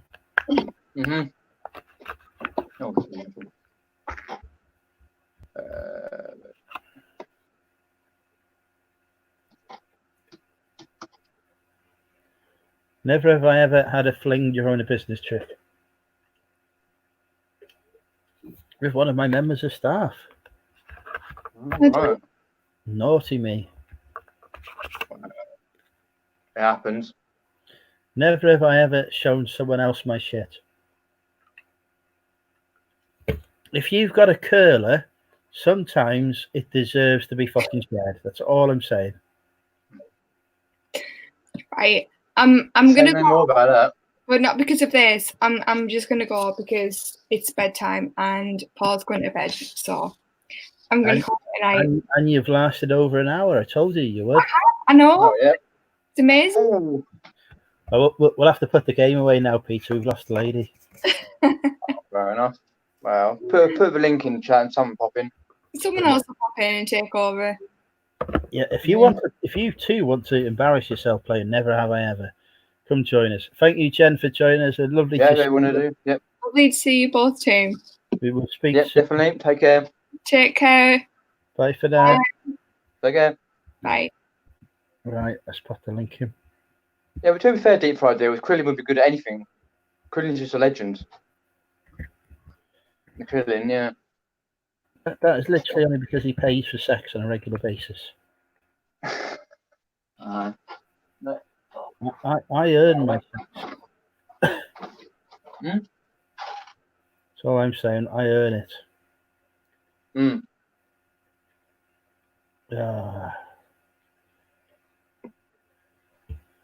PvP, Andrew's new channel, Fabulous Curlers. Fair enough. No. That's a bit of swing one way, isn't it? The circuit is loose on the TV at the minute. The First Minister of Scotland is I don't know what she's got about. Well, bloody hell. The price of Taurus. There you go, done. How do you feel? Was Peter going? What? What's that? I say, how do you feel about the apocalypse, Peter? Oh. Yeah, basically annoyed in so many ways that people. It's just basically like you hear about it, and then 5 minutes later, you just see people go mad. But it's a tricky one with the apocalypse and how it kind of is, especially where you live. You sort of see, think, oh, that is so close to where I live, because there's been cases near me as well as near you. It's like, oh crap, the first little cough, you think, shit, what's going to happen? Somebody died from it only a few hundred meters from me.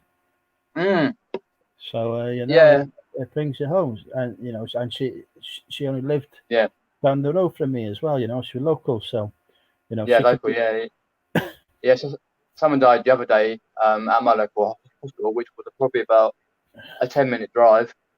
Yeah, it's scary, really, but it's just the idiots who just ransack the supermarkets and you can't get in there or get anything. String them up unless they're me. Georgina's going to join us anyway. She promised she'd come live with us tonight. So Georgina, come on, get in here. Now is your opportunity, Georgina. The link is there in the chat. Yeah, definitely. Yeah. Anyone else wants to pop on? Yeah. It would be nice to see some ladies join us. Yeah, definitely. I'll just put my gear away.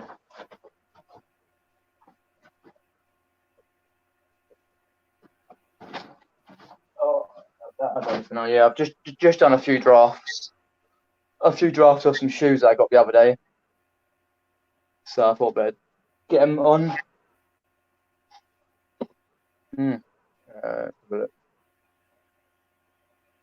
Yeah, she's trying to claim she's not well now. It's not an excuse. I'm not well and I'm still live.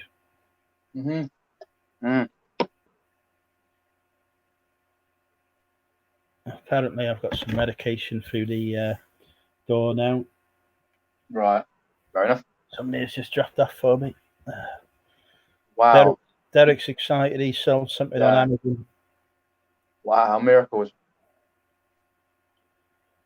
I bet it was a board game. So Amazon Prime is no longer a thing. Nope. Yeah, I saw that today. I can't. I ordered a book on it. Right.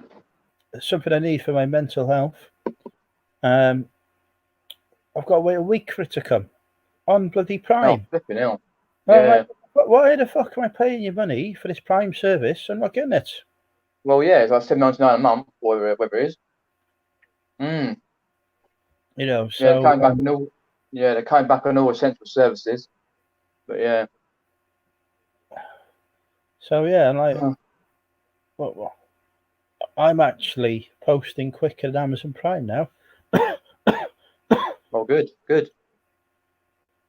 So there you go, folks. If you need to buy anything for the apocalypse, visit the Money Mental Emporium on eBay, where you can find all your apocalypse supplies. I have many fine pieces of media. That's mostly it. Some clothing, which is essential to remain, I saw clothes recently during this time. So do visit the Money Mental Emporium. And don't forget, folks, the super chat button is enabled to show your support for the channel. Because let's face it, I'm not going to earn any money from eBay soon. True, yeah. So, pubs being shut, good thing or bad thing? What, the pubs? Well, anyway, really being shut is a bad thing, because like certain businesses probably go out of business, but big pub chains like obviously like Wetherspoons, for example, they'll still survive, but it'll be a struggle. Yeah, but I don't know. It's just how it is, really. But it's like you walk down. It's like you walk down your local high street, and that's it.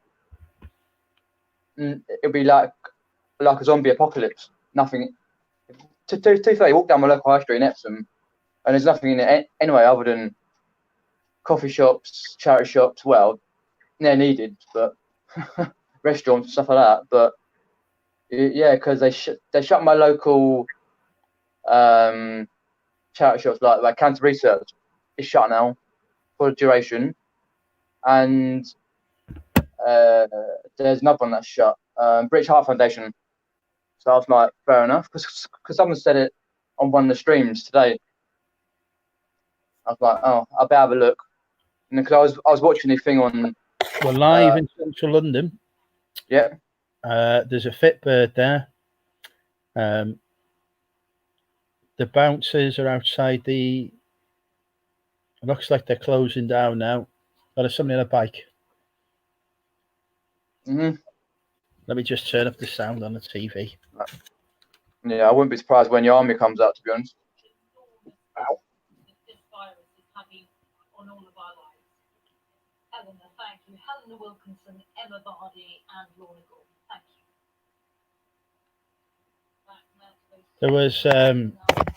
There was doing a I was watching the news yesterday or the day before. And Yeah. One of those things, you know, where they switched the reporter on the scene. Oh yeah. Obviously about the virus, and it might have been Singapore or Hong Kong or somewhere they were going to. Mm-hmm. So the reporter had a face mask on. Oh yeah. She'd obviously not fucking spoken through this thing because it sounded like bloody Zebedee. All you could hear was this high-pitched squealing coming out. Oh god, with his face mask on, yeah. Oh, looks like Derek's coming on. Oh, excellent. I'll drop the link there for you, Derek. Mm. Well, yeah, it just sounded like they had to cut after a minute. It was just like bloody. It was. Fuck, this is Oh the dear me, yeah. Yeah. But it's like supermarkets, like can't get in them because they're all shoving themselves in the supermarkets and like ransacking the place, and there's nothing in there. You're lucky if you get some food or drink or anything. But we've got the UK's top pharmacist joining us. Welcome, Shazad. Hi there, Andrew. How are you doing? Hi there, Peter. hi, mate. No, Shazad. You know, I mean, I've got Ebola AIDS at the moment, which, as you know, is a recognised disease. Sorry? I've got Ebola AIDS at the moment, Shazad. It's the most serious disease a man can get. That's a new one on me. I've never heard of that one before. But it was discovered by a chap called Andrew Nolan. Okay. On Wednesday, after a trip to the pub, he woke up the next day feeling absolutely terrible. It wasn't the coronavirus, but he was forced into self-isolation anyway. Turns out it's Ebola AIDS. You must see a doctor about that, Andrew. Well, the doctors have refused to see me. I don't blame them. As of the hospitals, as of the people of the free world.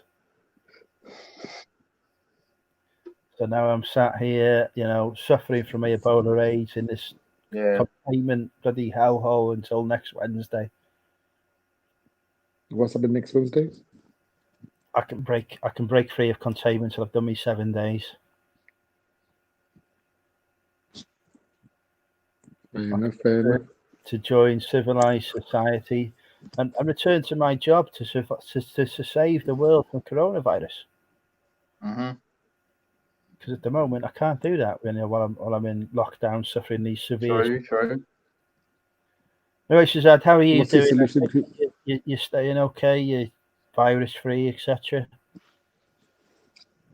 Well, we'll find out on Monday because on Monday, Tuesday, we should be receiving the NHS. What's it called? The NHS. What do you call them again? Or the tests to see if you've got corona or not. Oh yeah. Now are they the antibody tests to see if you've had it and recovered, or are they the ones where to see if you've currently got it? we're not 100% sure. They haven't given us a lot of information. All we know is we're getting a test as Fair. of Monday or Tuesday, and then as I go, that's the level of organisation at the NHS. So So the government communication lines are working as well as always. I'm well used to these, Shazad.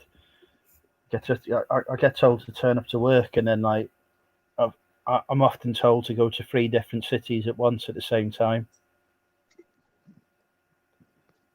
only 3. Sometimes more. It used to be a regular part of my career that I used to be like, I used to have meetings in Leeds, Manchester, and London all at the same time. I used to pick whichever one I could go to, using my all important selection criteria of looking at the attendees and working out who was hottest. That's how I run a major government department, purely on that basis. Well, Mel's asking, is Do you it? find this quite effective, or Sorry, Shazad, go on.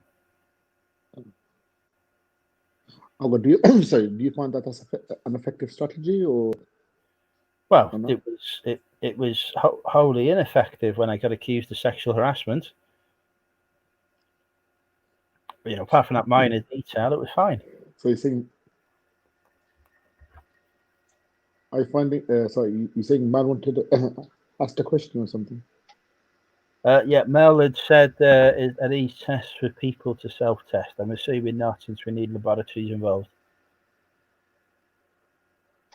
No, it is going to be a self-test. Basically, from what our understanding is, which is very limited at this moment in time, we should be able to test ourselves, and within about half an hour to 50 minutes, we should be able to get a result either way. Jesus Christ. Right, so can I have one of these? And now it's only strictly for NHS frontline staff. Absolutely. And as I have recently, as of today, right this minute, I've just joined the NHS. I am now Dr. Nolan.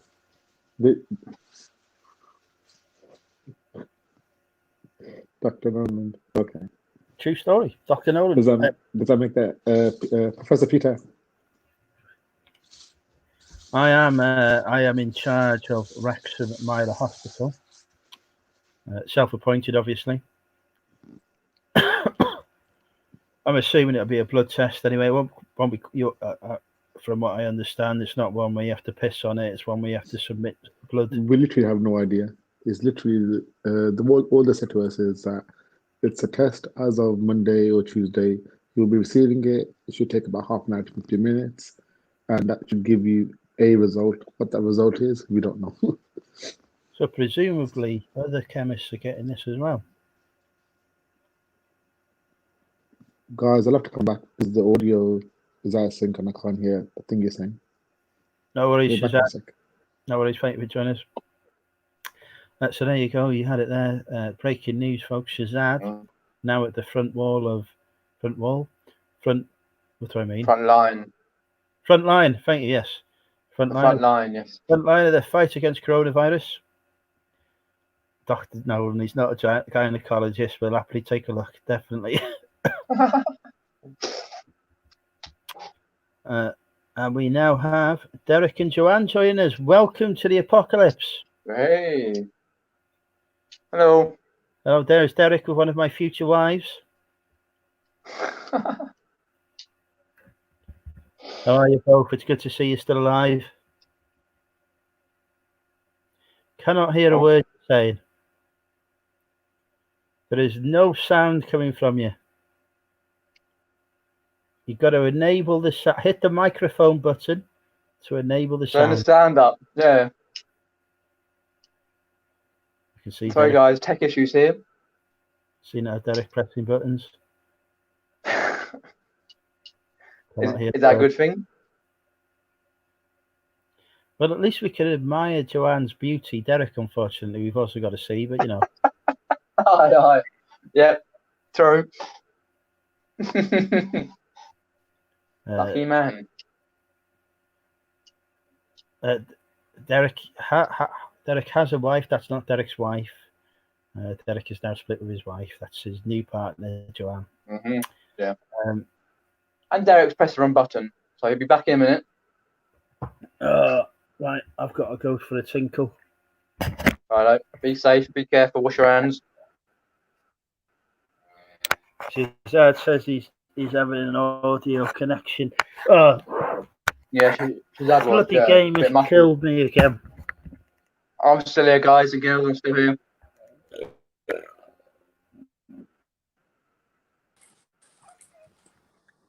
Oh, there we go. Can you hear us this time? We can indeed, yes. You're coming through loud and clear. Right. Are we see the title here? Subscribe. Yes, I thought I'd get my plug in there. Yes, we can hear you. Right, introduce yourself. Okay. Well, I'm Derek, also The known bloody as plug Tap you're Peddler. getting in is an electrical one. Right, I've just got to go to the toilet. Oh. Hi, I'm Joanne, also known as Joanne. Yeah. What? Oh my goodness. Sorry, that was me.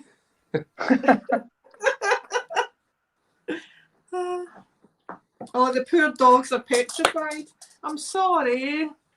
I'm sorry. I didn't mean to do that. Are you okay?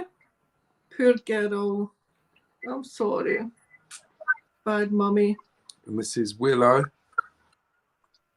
Oh. making her YouTube debut. Say hi, Willow. Hi. Poor girl's petrified. How are you, Peter? Oh, he's gone. Yeah, I'm not too bad, mate. Yeah, I'm good. good, thank you. Cool.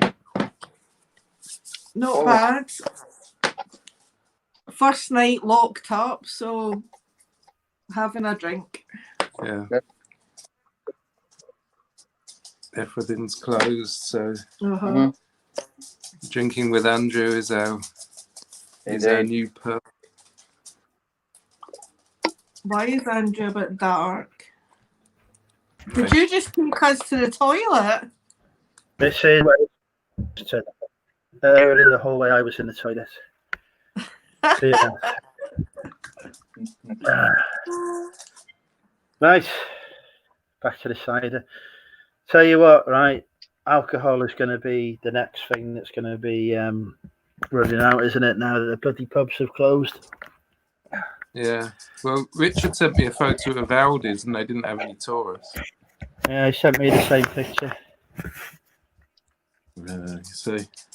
And that was before the pubs were officially bloody closed. That's it. I mean, truly. Oh, shit. I said that the first sign of the apocalypse was when Wetherspoons closed. Oh, we've now hit that time, folks. The first horse of the apocalypse has appeared. Plague is here. We've got pestilence, death, and famine. Well, the supermarkets have been hit hard, so that's famine.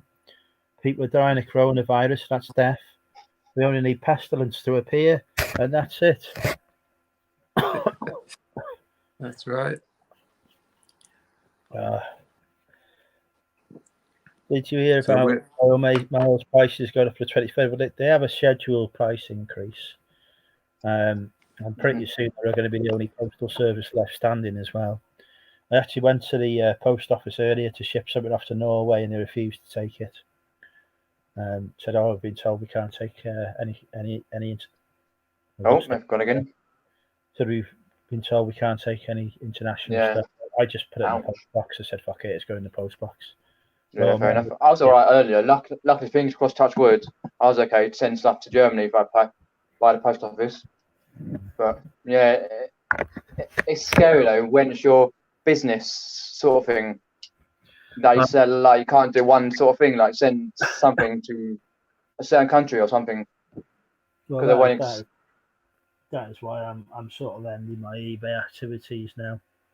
Yeah, taking a 3-month mortgage freeze instead to replace the eBay income. So, Derek, I've heard a rumour that you are now going to be working for Aldi. Yeah, probably at this rate. They can pay me in Taurus. They're offering £9.30 an hour, I believe. Hi, Aid. Goodbye, David. Take care. We're drinking the posh stuff tonight. The hell is Oh. that? It's from Aldi. Is it Lambrini? That's okay. Andrew can keep his sponsorship. Yeah, it's made for Aldi.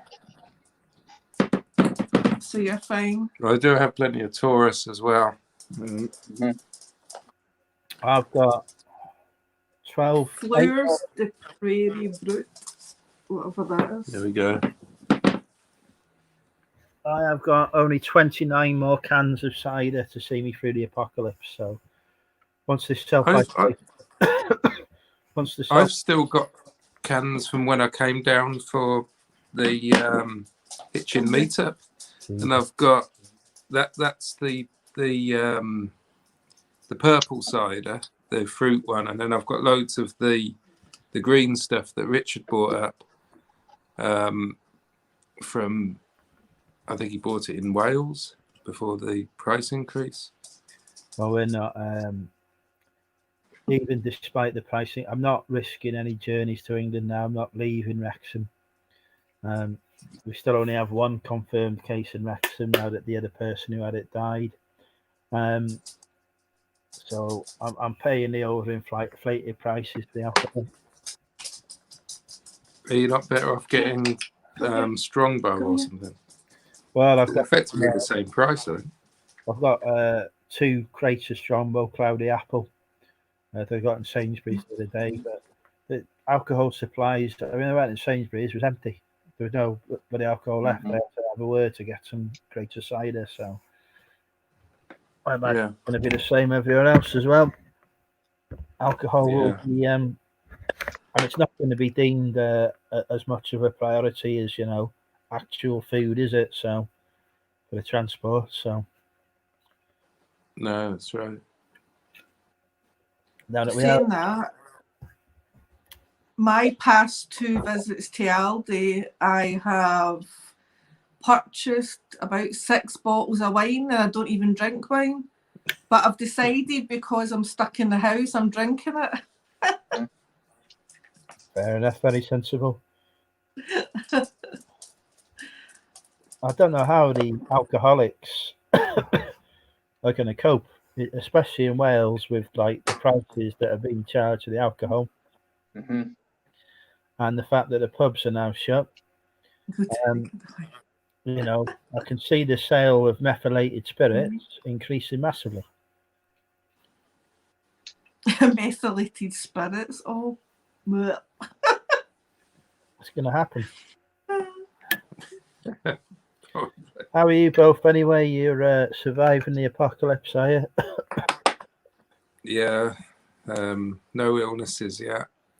I've decided not to go to. I don't even know if they're on, but I'm not going to go to any more boot sales now. It's too risky, and it's not a good idea, is it? So that's today restricted in the Money Mental reselling group the sharing of any details of boot sales, etc., that are taking place. If the I saw that. Carrying on, I do not want people in the group to hear about it. Yeah, stay away from these events, people. It's not good, especially there with cash is changing hands, etc. Really not good. Very easy to pick up there. It's all well and good being 2 meters apart and whatever. There ain't no card facilities at your car boot sale, is there? Yeah, you're handing over cash to somebody, they give you change, you're touching that, you're picking up whatever they've got. So appreciate people need to get stock for their business and whatever. Forget about that. Work for Aldi instead. Keep the nation's tourist supplies flowing. Top tip there. Yeah. The supermarkets are desperate for people with the skills that we've got. Go and work for them. They could pay us in Taurus. Yeah. So forget about your boot sales. Go to the supermarket instead and work there. the Saturday and Sunday staff, whatever it is, do that if you need the extra income. Mhm. But you know, do not go to Yeah. boot sales. Do not go to any jumbo sales. Jesus Christ, so forget about that. Yeah, well, the auction. I mean, I did get a lot at the auction, but I felt really bad being there. Do I believe And the there's box this. is overblown? Not at all, Shazad. I believe. I think looking at what's going on in Italy at the moment, you know, we are. Their health system is practically in a state of collapse. I don't want to see that happening here. So follow all of the government advices as given. It is there to Mhm. protect you. Hi, Tom. Welcome. So how have your sales been? Work in a warehouse, my venture UK, replenish shelves, whatever. Keep the nation's supply of tourists flowing. Forget about buying stock to resell. Keep the nation's supply of tourists flowing. Work for Aldi. So have you had any good sales today? Either of you? I sold a No, computer not today. and it was never going to sell. That's what I've noticed. That there's media that's been listed for months flying out Yeah. now. Yeah, well, I Good. listed some Wii games and some Wii consoles and some Xbox 360 games, and I sold a few of them today. So I actually had a fairly decent day, really. I think if you're listing stuff that can keep people occupied during the apocalypse, you know, Yeah, definitely. you've got a chart, especially if we ship by Royal Mail. If you're going to rely on Hermes or whatever, they might not be going for so much longer. Royal Mail will be the last to fall. So, you know, your large stuff, media. I've just been doing drafts of shoes. Well, there's I not got my many in last the media, though, is there? jumbo, yeah. I think you're going to struggle with clothing sales, etc., because Yeah. you know there is no need to go out and look good during the apocalypse. Is there? You know, you can't go to the pub. You've got no balls you can go to, no cinema, no nights out. So you know, for the clothing sellers, I really feel for them. I think you know, unless they're selling bloody survival gear, they're going to struggle. Yeah, I sold Well, some being t-shirts. And I was just going to say, I sold some t-shirts yesterday. They were status quo t-shirts to Germany. I sold a couple to the same bloke. But to fair though, they've gone mad over it. Like status quo, because I've had them listed a couple of months. Amount of offers I had. But in the end, I just took the offer they gave, because they gave 2 offers on the 2 of the items, 2 of the t-shirts. I was like, done, fine, gone. Was that the GSP order? Yeah, GSP, yeah. Yeah, because I've got a couple of GSP orders, and it's come up now with a red mark against it saying they're Really? subject to delays. Oh yeah, Yeah, I knew there'd be delays, yeah. But it's But irrelevant. that's what I kind of told the me, buyer. really. Just be aware. As long as it's got, as long as it's got to the centre, we're covered, Yeah, aren't I we? said them off today, so fine. Yeah. I've took all off all the international shipping off now. I'm pretty close to shutting down the eBay store for the period of the apocalypse, to be honest. There's Right, okay. I don't want to be paying shop fees on something if the stock's just going to sit there because people don't have the money to buy it. So I'll see that, the money, yeah. So I mean, I'm waiting to see what eBay do. You know, I'm hoping that they'll say something like, "Oh, we'll knock 50% off your shop fees or whatever to keep trading." But True, yeah, I hope so. But we shall I see. mean, I had my invoice through for eBay today, and I wanted like 850 quid or something. And you know, I can't do that every month. You know, but saying that, you're only going to get big invoices if you sell a lot. So yeah, definitely. It's all relative, isn't it? Yeah, that's right. Now it could be closed for months, but you know, at the end of the day, I've got to be realistic about these things. So I'm watching carefully at the minute. The money's still coming in, the sales are still coming in. As soon as that starts to go too far down, I've got to look at is it going to cost me more to run a store than to not run a store? Because you're talking what, 90 quid a month for a featured store. But you've also got to think of all these people that are working from home. are still earning a wage. They're no longer having staff breaks. So what they're probably doing is doing their work, surfing eBay, Amazon. They've got money to burn now because they're no longer paying for transport to work. True. So There's many more people that are just out of work entirely. Mm-hmm. I know, but you've still got all these people that work for the government who are working from home on their laptops. Well, there's I know quite a few that are actually sitting at home just looking at Facebook and buying rubbish. yeah, but there's They need to buy from the tap peddler store. That's what they need to do. We've got about 100,000. So we've got about 500,000 to 1 million government employees across the country. There ain't that many laptops, not even close to government. So the customer base is getting smaller and smaller. So, but surely these people have their home computers they can connect with, can they not? Yeah, they do. You can't use a home computer for government work, though. Can you not just remotely connect to your work computer? No, we don't have that kind. Christ, our IT was designed in the 80s and the 90s. We don't have that kind of technology. We also have secure internet access as well, to prevent people actually hacking and gaining access to government databases. So, I suppose, my department, for example, there's 4,000 people, 1,000 of them have got laptops.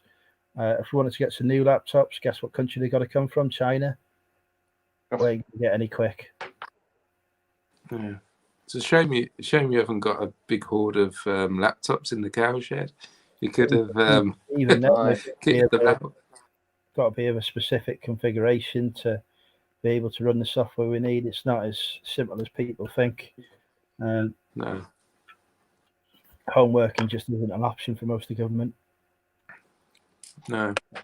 It is for us bosses who've got laptops and whatever, but for the staff who are doing offering the frontline services, they're going to have to go into offices and risk exposure.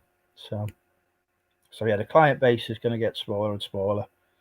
So there's that tipping point. I'm not at it yet, but there's going to be a tipping point soon where I'm like, either eBay does away with shop fees or I do away with eBay for a bit until the apocalypse is over. But I have the luxury of being able to do that because I'm in full-time employment.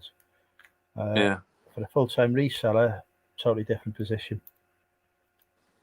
Yeah, I've just got to struggle on, do the best I can, and I don't know. As I say, sales were okay today, but they were diabolical yesterday.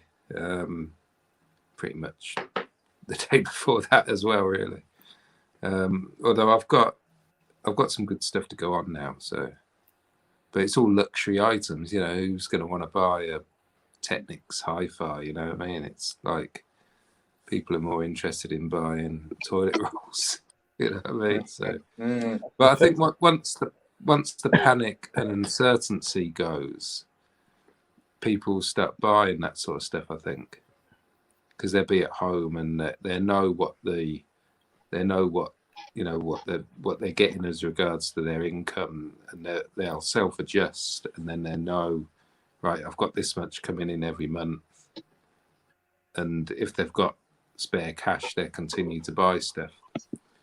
That's what I'm hoping. But I think for the next 2 or 3 months, it's going to be just rubbish, and then it will start to pick up, I think. Well, at least the good thing is now the government has announced this 80% sort of wage support and whatever. So if you think that people are not spending their money on going out anymore because they can't, they're not spending their money on holidays anymore because they can't, theoretically, that frees up some cash, doesn't it?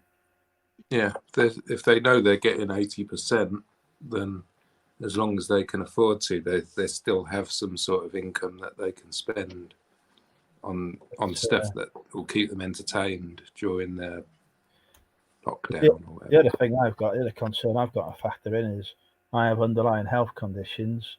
Do I really want to be going to the post office every day and exposing myself to something, Do Do you know? Because I was thinking about this, and I know my Hermes shop quite well, and I was thinking about if it gets, if things get really bad, and as long as he's still operating and Hermes is still operating, literally just dropping them off and going, he can just scan them in at his own leisure, sort of thing. That was one thought. I don't know. I just But yeah, I don't want to be going in. My Hermes shop, it keeps the door closed, so you've got to open the door, go in, scan the stuff. It's not great. I am preparing for the worst case scenario and planning on that basis. It may not materialise, but I think my experience has always been plan for the worst, hope for the best.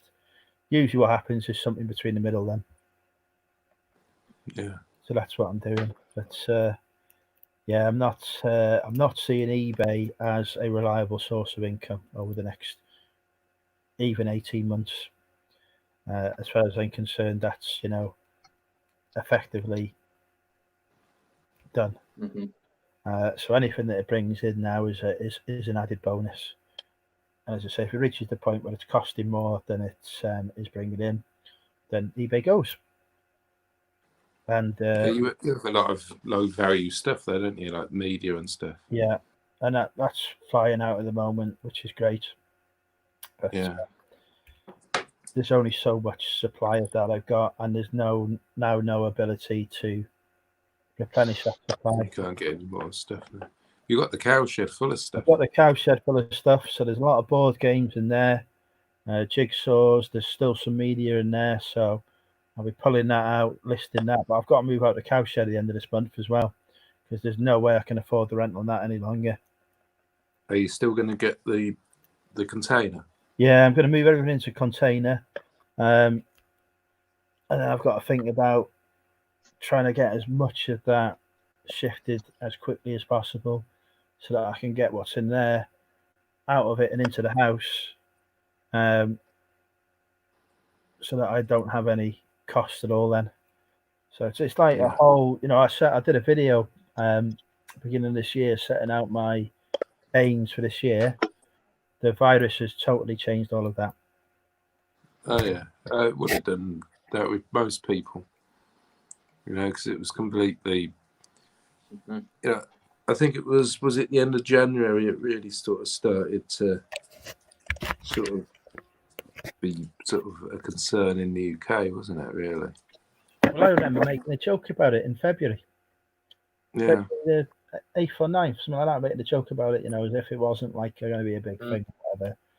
And now, the past week, it has escalated at such a pace since Monday, really. Yeah.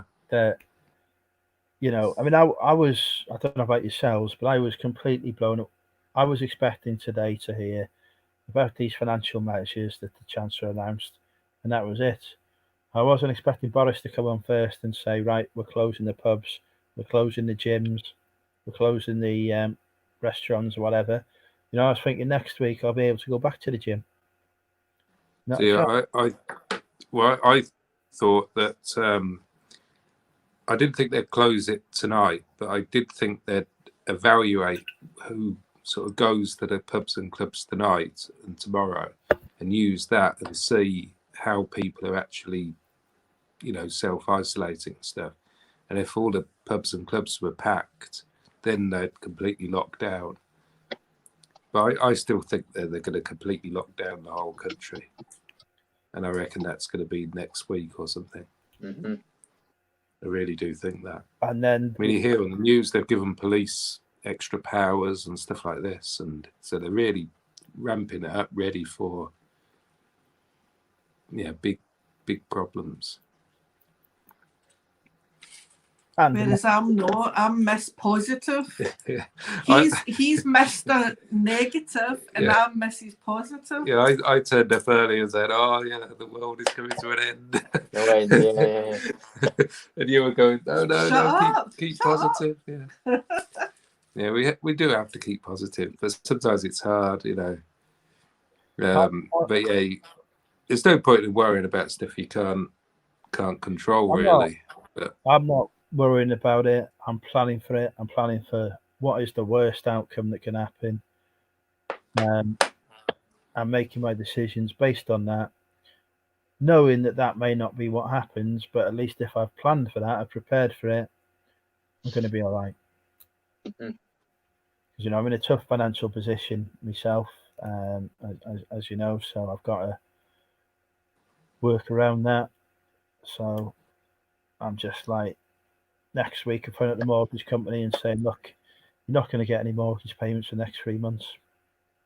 I said I'm going to put that money is going aside into my savings to prepare me for whatever comes next. I said, you know, I'm going to be even before this mortgage freeze business was announced, I am entitled to 3 months mortgage holiday with my mortgage that I've got anyway. So I was already thinking about that a week or so ago. So that's happening. Yeah. The cow shed's going. That's going to save me nearly 200 quid a month. So, you know, all these things are happening regardless.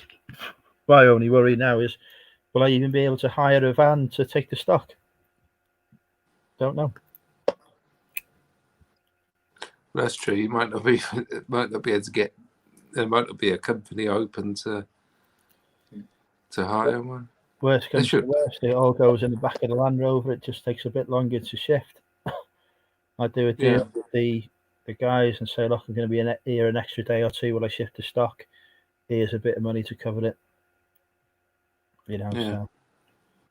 But all as long as they've got no one going in immediately, it shouldn't matter to them too much. But we as have you thought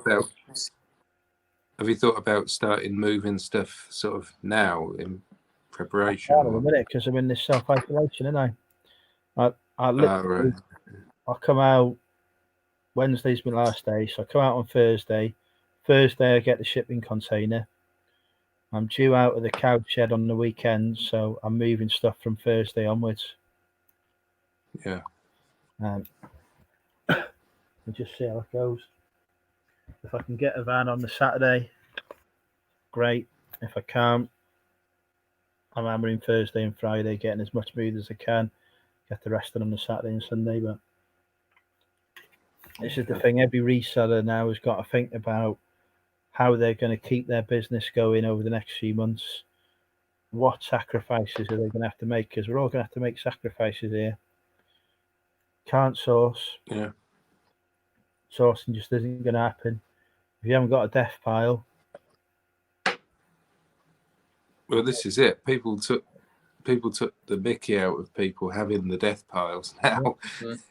You know, I'm so pleased I've got all that stuff because that's going to last me a good few months. I mean, a lot of it is crappy stuff. You know, it's not brilliant stuff, but there's a few good things in there. But and it all adds up, you know. You might end up being the only supplier of that crappy stuff as well. Yeah.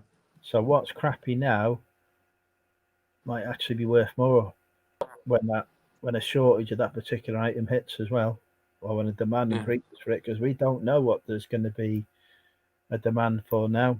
I mean, like I say, I'm seeing stuff now that I've priced highly that hasn't sold because it's been priced too highly. Now selling because all of a sudden that demand was there for stuff that didn't exist a week ago. I mean, I had a board game on sale for about 3 years, and that sold today. Exactly. Not for much money, but you know, it's like, you know, it's people are buying stuff to use when they're going to be stuck in the house, and that's the stuff. That's why I've listed all the Wii's and games consoles. I've got two Xboxes on there. I've got 2 broken Xboxes on there. I've got a shed load of clothes to list, but I'm thinking not much point in listing the clothing at the minute. I've sold a couple of clothing things.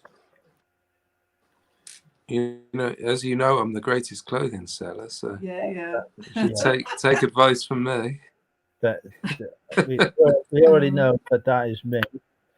But yeah, I'm not going to worry about listing. I mean, I've got like ski jackets and whatever. No point listing those at the moment. So have I got a garden? We can do workout, Andrew. I have got a garden that needs some work doing to it. So over the course of the, we might even see gardening with Andrew. Because over the course of the next couple of months, got the opportunity now to sort out the house and whatever. I mean, a very real possibility. I'm going to get a letter from the doctor next week saying you've got to go into 12 weeks isolation or whatever it is. So if that happens, apart from trips to the supermarket to get food, possibly not even those, I will not be leaving. The lawn has had attention for a while. There's no hot tub. Exactly what lockdown means. As I understand, it means you're allowed to go out to get essential supplies, go out for work, go out for exercise, but you must socially distance when you do that. I was just looking at my eBay sales today, and they're all items that are things for isolation, like Nintendo Wii's, got a Sky router, Xbox board games, Wii games. I sold a cassette recorder, which is a vintage one, but I guess people might just want to use it to play tapes, when they're sitting at home.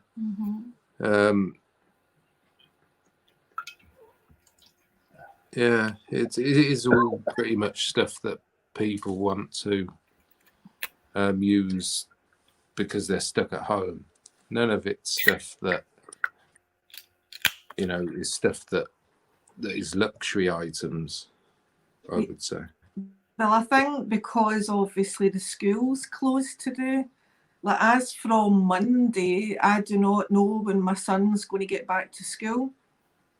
My daughter's also at university, is meant to be doing exams, so they're sent home with work to work from home. So there's lots of kids that's going to need lots of entertaining. Yeah.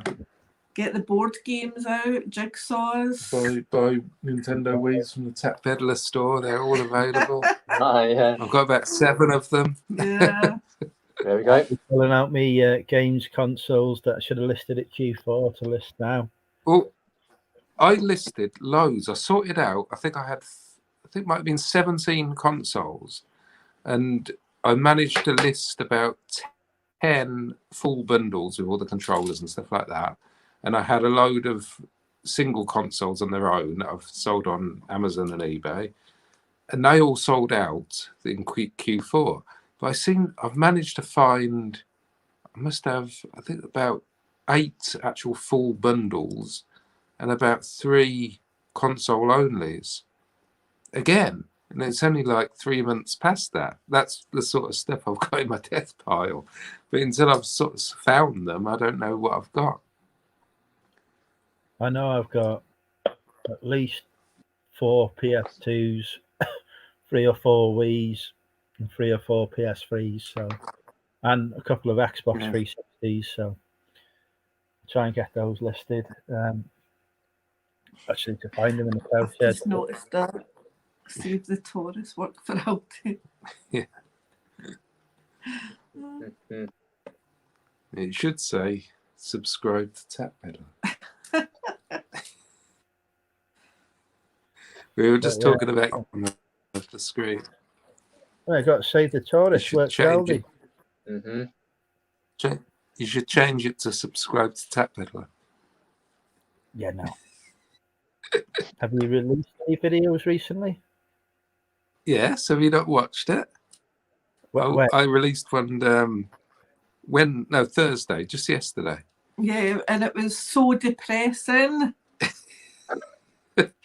Yeah, Dark Times Ahead, I think it was called. Yeah, Dark Times. Yeah, I saw that one. It was a bit. On the packing supplies front, they have been hoarding those. I've been while everyone else has been panic buying pasta and whatever. I've bought a shitload of Jiffy bags and sellotape. I had a delivery of 200 Jiffy bags today, and here I have got a large supply of. I've just dropped Should we put a large something? supply of packing tape as well. So I've been buying the packaging supplies because if you think about it, a lot of manufacturers have been encouraged to retool and produce stuff for the NHS and essential medical supplies or food items or whatever. So I'm going to see what's inside. I don't know what those manufacturers are retooling from. You know, potentially some of them could be the packaging manufacturers that are now no longer producing packaging because they're producing PPE, for example. So,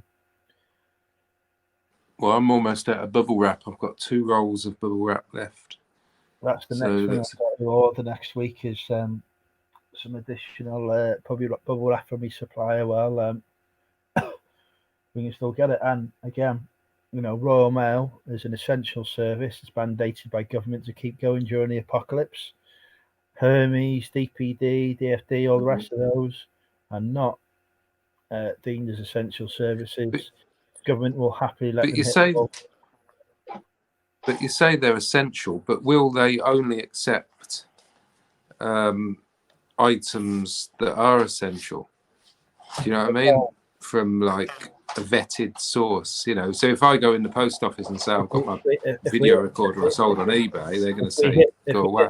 If we hit that stage, you haven't got any customers left anyway. No. To be fair, you won't have people ordering off your eBay because the shit's hit the fan so badly. Yeah. You might see a restriction in service due to staffing shortages, but if we've got to the stage that they say we're only shipping certain types of item, that is because the country has got so fucked that a majority of the population is ill. So you won't have people buying from them. I wouldn't worry about that. I don't know. Well, I think is the least you have to worry about. It's the fact that you've got no buyers.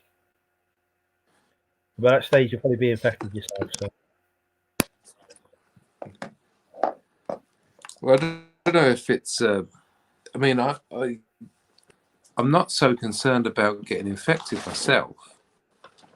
I'm more concerned about the financial aspect of, you know, how things are going to carry on now, plus after. Because I think, you know, from my own perspective, obviously.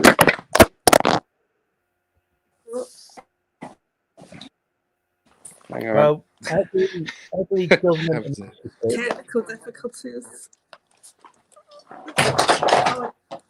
What the heck is going on? Hang on.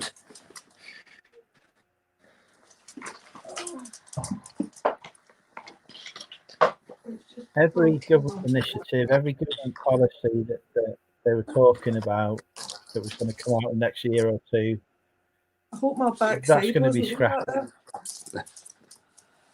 So you say that again? Every government initiative, every government policy, everything that's probably in the Conservative manifesto for this since this last election, you can effectively treat that as having been scrapped because there is going to be zero money in government after this. No money for anything. HS2, I can fully imagine will get stopped now. I can't see that happening any longer. Nothing's going to happen because everything's after this. No one's going to have any money. Nothing's going to have any money. The whole country's going to be pretty much screwed. Yeah. So. Well, the whole world, really. So forget about whatever you thought was coming next, because it isn't now. It's survival. That's it. It's a wartime economy. And if we look at what happened to the economy after the First World War, after the Second World War, that's what's going to happen, basically. You know, they had rationing for a long time, many years after the Second World War. Have you got a towel, Joe? Have I got a towel? Why? What happened? You've got wine on the floor. Oh, no. How have you knocked wine over? Yeah, the phone fell off and knocked everything down. We had to plug in the phone because we were going to go flat. Oh. And now I've got wet socks. And So wet yeah, nose. I wouldn't be surprised if Yeah. HM2 gets cancelled. Any major government infrastructure projects now probably going to waive goodbye to. Well, they've got to get the money from somewhere, haven't they? Yeah, so Yeah, it's our new as I said.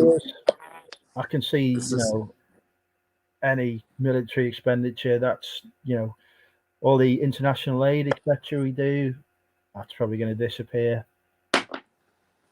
Yeah, You know, I think we'd be. the time of this country being a major player on the global stage will end, but it won't just end for us, it'll end for every other country as well. Yeah, Will become, I think my view is that pretty much every nation after this will become a lot more isolationist for a while, because it can't afford to be global anymore. I think you're talking years, years and years before any sort of recovery after this. Yeah. But if you think about the fact that the government is now going to be paying the wages of millions and millions of people potentially, because they've effectively said that the budget for the wage relief is unlimited. Well, if you're running a business, unless you're a supermarket chain, you're going to be applying for that wage relief. Yeah. Or unless you're a supplier to a supermarket chain, because those are the only growth industries left now. So that money's got to come from somewhere. So Yeah. Maybe this will see the end of the Trident and our nuclear deterrent and all that kind of stuff as well, you know. True. But yeah, there's going to be crap for a civil servant like me because of this. Yeah. People are talking about your dogs. Oh no. So yeah, Puppies, we've got Willow here. Hello, Willow. This one here, and this is Jack. You saying hi, Hello, Jack? Say hello to the internet. But my prediction on Brexit is that will be delayed. I think it will Well, it's still going to be delayed anyway, yeah. But I know Boris said yesterday, we can still do it by December. It seemed to be full of a lot more optimism yesterday than he was. I think it's best just to forget it now. It's like there's bigger fish to fry, isn't there? Correct. People's health. I need. I've just got to go to the bathroom, but yeah, I can't see it happening anytime soon. Be safe. Wash your hands. I'm so glad we didn't get taken to the toilet with him. Don't worry, he's done that before. Mr. Diggs has got a ka-ching. What did he sell, Adrian? I hope it was the horse racing game. Come, Mr. Diggs.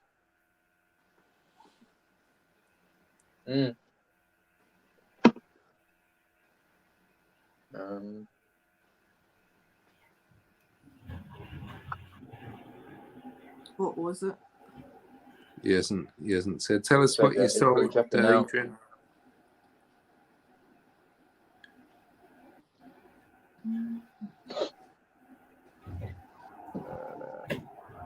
Audio cassettes. Aid wants to know if Andrew's listed his burger game yet. So, have you listed it? No. No, I haven't, but that's going to be a better day, isn't it? He was going to be paying £100 for a game now. Keep that ages ago. Yeah, it's probably. It's not really the normal board game, is it? It's like a collectible board game. So. It cost me 50p.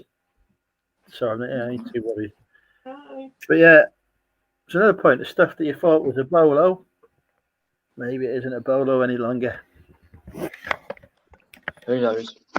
I just remembered I forgot to promote all my listings earlier. I ended all my promotions, and I was going to Right. start a new promotion, and I forgot to do it. Like, crap, I forgot to do that. Just going to grab a bowl of cereal. I'll be back. Peter's in charge. Thank you very much. Let's have a look in the chat. And I noticed he didn't put the greatest clothing seller in church. Aye, true. Hopefully that goes well for you, Rob. He's got to process a £80 return. Ouch. Adrian says it was audio cassettes. Yeah, the audio cassettes, yeah. I hope they Still, were expensive ones. Yep. And still it's a nice sale. Definitely. Yeah, but Adrian, didn't you get offers on your horse racing game? I'm sure you did, but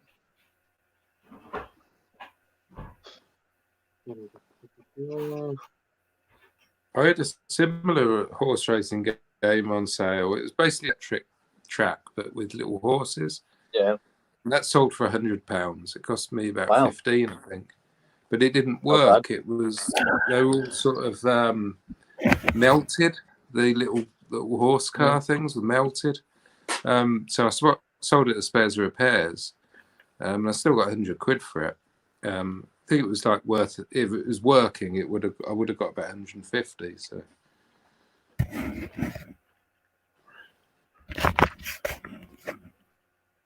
People always have that nostalgia element or whatever. They'll always want to buy stuff that is nostalgic for their childhood. The question is whether they can afford to do so or not. The government relief package has been announced today. It may lead to a position where that can continue, and I very much hope it does. But the fact that the government has stepped in and done such an unprecedented move, that says it all, really. Well, they know that it's going to go on for a long, long time. And that's what I took from it. They said earlier they're looking at 1 year. Yeah. For it all to. But I heard an expert say that it could easily go, and then once everybody's sort of calmed down, I think yes, we've got it in control and all of that. Another version of it could easily come back and basically starts it all off again. So yeah, plan for the worst, hope for the best. Correct. In the meantime, come to Peter Ray's Adventures, watch my backlog of videos. Done. And of course, if you want more quality content, you could come to the Tap Peddler channel. Indeed, you can, yes. Plenty of YouTube for you guys and girls to watch. Are you saying, Derek, that your content is better than Peter's? No, my content's not as good. My content's pretty bad. Yeah, definitely. No, I do want to do a little bit more on my YouTube. Actually, now I've got over my 1,000 subscribers. I want to try and do a little bit more, but it all depends on what's going on and how busy the eBay is. So I'm still not monetized yet. So. Oh right, blimey, that's been a while. I need the views. That's the problem. I've got the subscribers. Ah, okay. Are you? I need to do some lives. Are you still doing Facebook sales? Because I've stopped. Well, I'm in self-isolation anyway, so I can't do them. But I'm not offering any more stuff on Facebook Marketplace after this. No, well, I had 2 people come round today, and they bought a PlayStation 1 and a Nintendo Wii. And I thought to myself, this isn't good, because I don't know, what they've got. They could be, they could have the virus for all I know. True, yeah, they could do. But I don't know if that's overthinking things. I don't think it is at all. but I know my local auction house is on this, the one that does online bidding. How they've done it, they usually have online bidding, and then they have bidding in the room as well. So they've basically cancelled the in the room stuff, and everything's online, and you can only go and view the auction items. I think they're doing like 5 people at a time, and you've got like slots of like 10 minutes to quickly go around and have a look. I didn't bother, so I don't think I'm going to bother looking. I might still play some bids, but Sweetie, I couldn't be bothered to go up there and have a look. But yeah, that's how they're doing it. And I assume when I go to pick up the items, I'm going to have to arrange a preset time to go and pick it up. And they also wanted to know if you were infected as well before you went. So they're taking stuff pretty cautiously. As we all But it's good to know that they're still open, because that's a sourcing opportunity for me. But I don't know for how long, because they've got to get their stock from places. Do you know what I mean? So if they're not going out and getting the stuff from wherever they get it from, they're not going to be able to hold the auction. And people need to realise that the reason we've got these measures in place is to protect the health service that every single one of us needs. If we don't do this, we will not have a health service. It's as simple as that. So we have to do everything we can and everything to save that, because otherwise we're screwed. I can't emphasize the importance of that enough. You must follow these protective measures. Otherwise the health service will get overwhelmed, and who are you going to call if you fall over, break your leg or whatever? You can't go to the hospital because it's full of coronavirus patients. No admissions being accepted. You're screwed. So yeah. I'm sorry, I have to admit, when you just said there, who are you going to call, I thought to myself, Ghostbusters. That's so bad. That was That's bad. That's really not taking it serious. Oh. But you may as well call the Ghostbusters for all the good it'll do. Well, do you know, my young niece has a really bad nut allergy. And yesterday she took a bad reaction to something that was ordered over Just Eat that didn't say that it had nuts in it. And my sister tried to get through to the doctors. Now, this is after using her EpiPen, which wasn't working. Doctors didn't answer. She then tried NHS 24. She was on the phone for 1.5 hours, still didn't get through.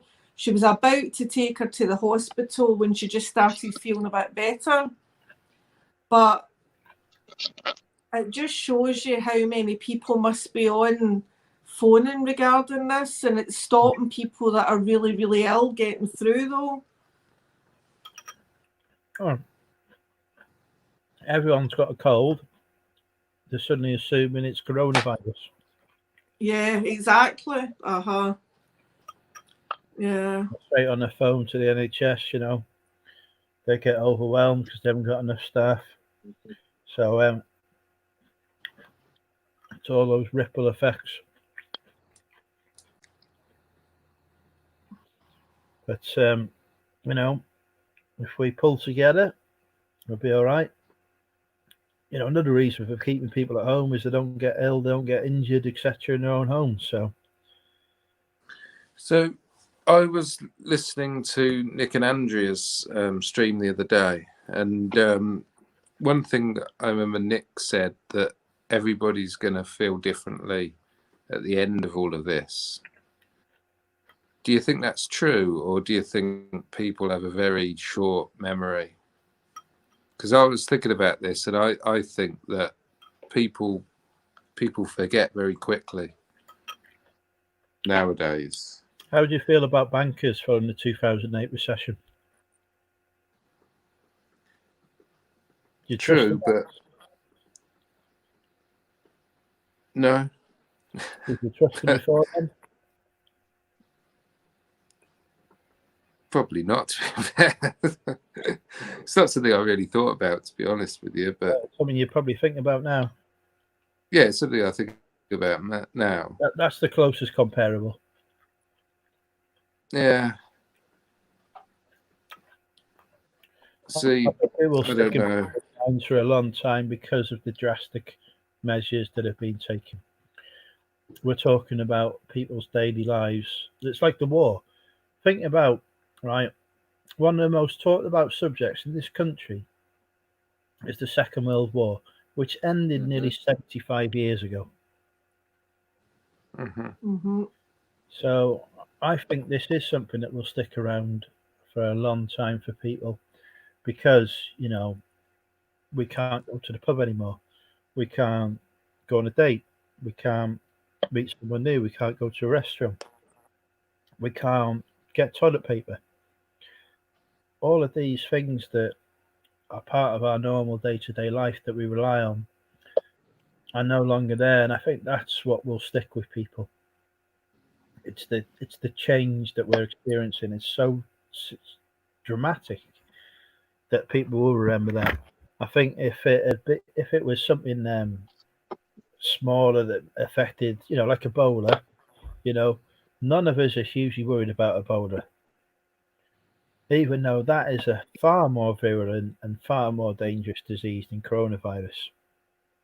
But we're not worried about that because containment worked on that. It's stuck somewhere in Africa. A few people die of it. We don't die of it over here, so we're not bothered. But this thing has impacted all of our daily lives to such an extent that it you know, even though if we don't get it, we're still going to remember what happened. Yeah, well, you've got the kids. It's just left. Well, in Scotland, it's primary 7. You move up to high school. Normally, these kids would have a leaving prom from their primary school. They're not having that. You've got the 6 years who normally leave and go into university. They don't know where they stand because they don't know how their exams are going to pan out. There's no leaving proms. There's nothing for them. It's a shame. I think you're right. This will stick in people's minds for a long time, I think, because it's had that impact on that many people. It has impacted every single one of us. It's that impact that we'll remember. It's not the having the virus. It's not seeing a relative get it. It's not the virus itself that has the impact. It's the what's happening around us, what we can't do, what we're missing out on, as you say, that will leave it in people's memories. Though I do believe pollution has gone down as a result. Yes. Yes, definitely. I've noticed a big difference today because I live just off a main road in Glasgow, and there's normally buses going past every 3 minutes, and it has been so quiet. They've gone down to Sunday services by May now as well. Yeah. But nobody wants to get on it. Well, I don't go on the bus myself, but I'm assuming not a lot of people want to go on the bus. Although wasn't the tubes in London still packed out? As far as I Not heard really, no, because they shut half a tube line have been shut permanently for foreseeable future. So they've only got half a service running, and half those trains, underground trains, are not running. So. But like earlier on in the week, though, weren't they all still full? Yeah, earlier in the week they were, yeah. Yeah. And they were still going. No, normally people were just being precautions, wearing masks and stuff, and that's what. See, this is why they've had to enforce things more because definitely people just won't do it otherwise. That's true. Yeah. Oh well, local pubs on Facebook were saying, "Oh, we're still staying open. Come and see us, whatever, you know." But how? And it was like, Yeah. I was looking at this and I was like, you were told on Monday, you were told not to go to the pub and whatever. Yeah.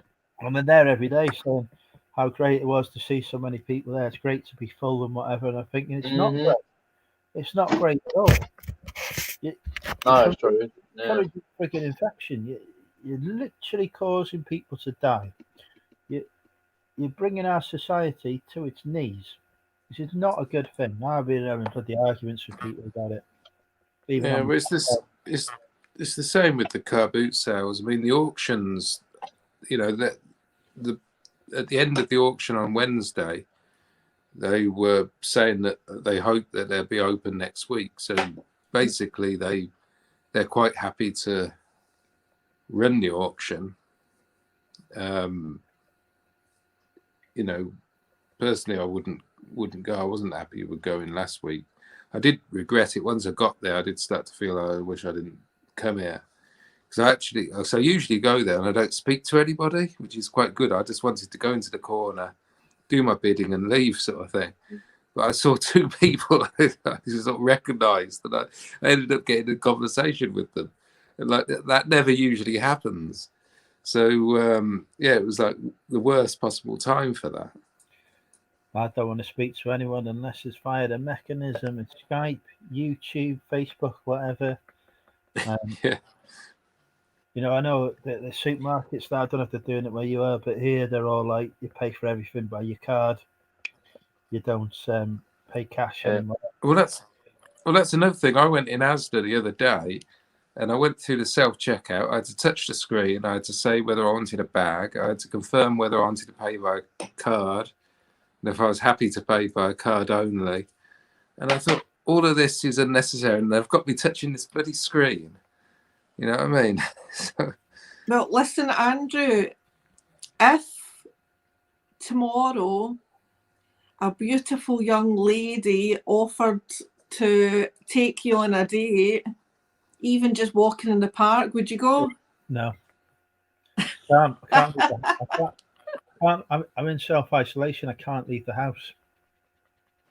Oh, I don't know if we would say no if she really, really.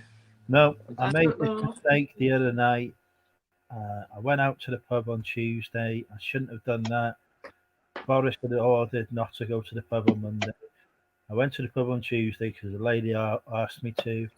And the next day, I woke up very ill. Lesson learned. No. Natalie Portman herself could ask me out now.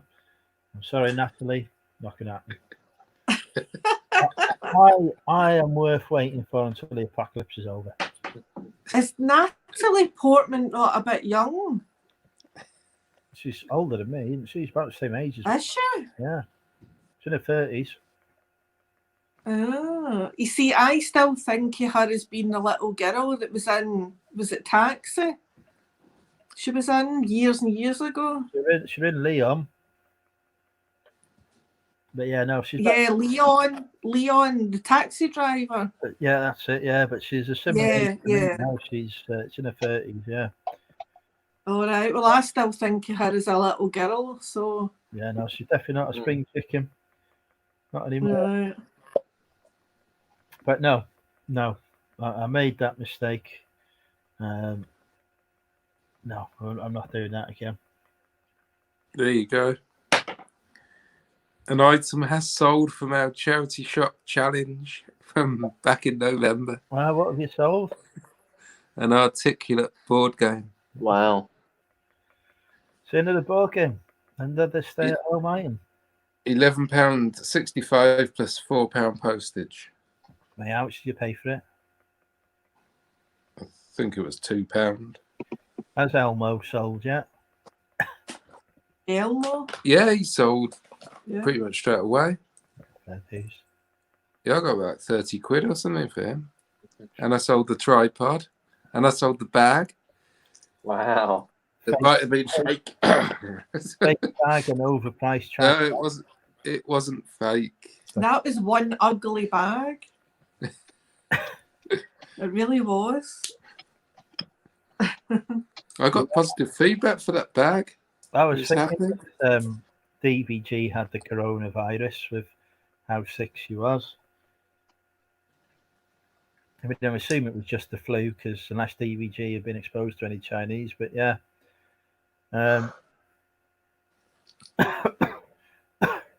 I don't think what I've got at the minute is the coronavirus at all because I've been reading the experiences of some of the people of Italy that have suffered from it, and it sounded, even like the fit and healthy ones who had suffered from it, and it sounded very severe compared to what I've got. We're in a bad way yesterday, but today I'm able to have this conversation, so I don't think I've got the coronavirus, which is a concern because I'd rather have it now while the NHS is, especially here, where we've got 7 confirmed cases in this NHS trust. I'd rather have it now, knowing that I've got an intensive care bed and whatever else, than have it in 2 or 3 months' time when they're overwhelmed. Well, it could quite easily be the coronavirus. You just got a really mild sort of strain of it. Yeah, but it's me. If I get it, I know full well it's going to be the fucking full-blown bad bastard thing. I'm going to end up in hospital. There's going to be a state funeral and all sorts going on. But you've forgotten the most important thing. You drink Taurus. This makes you immune. It's only man flu. Yeah, you've probably got man flu. It's man flu, that's it. Here you go. Do you ever watch this guy? Who's that? That is the crazy New York driver. What is it, Willow? He's a reseller in the States. But he's actually really good. He does a lot of like almost like a talk show. He's really good. I recommend him. Crazy New York Crazy NY Driver is his YouTube handle. I've not come across him before. But he is really actually quite good. I also noticed that Craiglist Hunter in the States has closed his shop up. Bloody hell. He's closed up. YouTube then, because he's not going to have much to talk about. No, he's going to put out videos every day. This was my former shop. Well, he does. Well, he's got his eBay sales. Yeah, I feel sorry for the people who haven't closed their bricks and mortar shops. Hey, was that Zahir there with a haircut? Yeah, Zahir is. The haircut, yeah. Oh, he's cut all his hair off. He's been shaving and wearing. Everything. Right. He's doing daily vlogs at the moment. I liked his long hair. He looks so different. Oh, just grow it back. Yeah. Please grow it back. Joanne is a secret Zahir fangirl. I just liked his long hair. I thought it was cool. In fact, I need to text her here, and I spoke to him for a while. See how he's doing. He's a good man. Yeah, hairdressing, that's going to be a problem soon, isn't it? Yep. I never thought about it. I'm okay. There's no way I'm going. You can cut hair. Yours does need cut. I'll get Joanne to cut mine. She's a trained hairdresser. I might just go for a grade 1 all over next weekend and just say, stuff it, grade 1 all over. Then I don't need to worry for the rest of the apocalypse. I don't think they'll be opened. Yeah, they might be closed because they're too close contact. You might have to do it yourself. My friend that owns a barber's has closed hers already. Nice. So you doubt you'll find a barber. Oh, well, I'll just have long hair then. Wait a minute. Willow's crying. I see what's up with her. Yeah, I don't think I'm going to be going to the hairdressers anytime soon. It's too. Yeah, that's true. That is something I didn't actually think about until just this minute. Come on. Yeah, hair. Hair's a growth industry. That's what it is. Grows too quickly, especially on mine. Not a growth industry any longer, though, is it? Nope. It's down the toilet.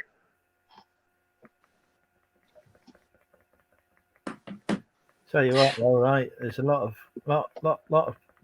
people are going to look at their wives and think, "Christ, I didn't know your hair was that colour. I didn't know your eyebrows." Oh dear. Oh yeah. What? What's happened to this intensive regime? You look totally different, you know. Mm. It's all right. I'll let the dogs back in a minute. Actually, here's Jess to say hello. Jess, you going to say hello?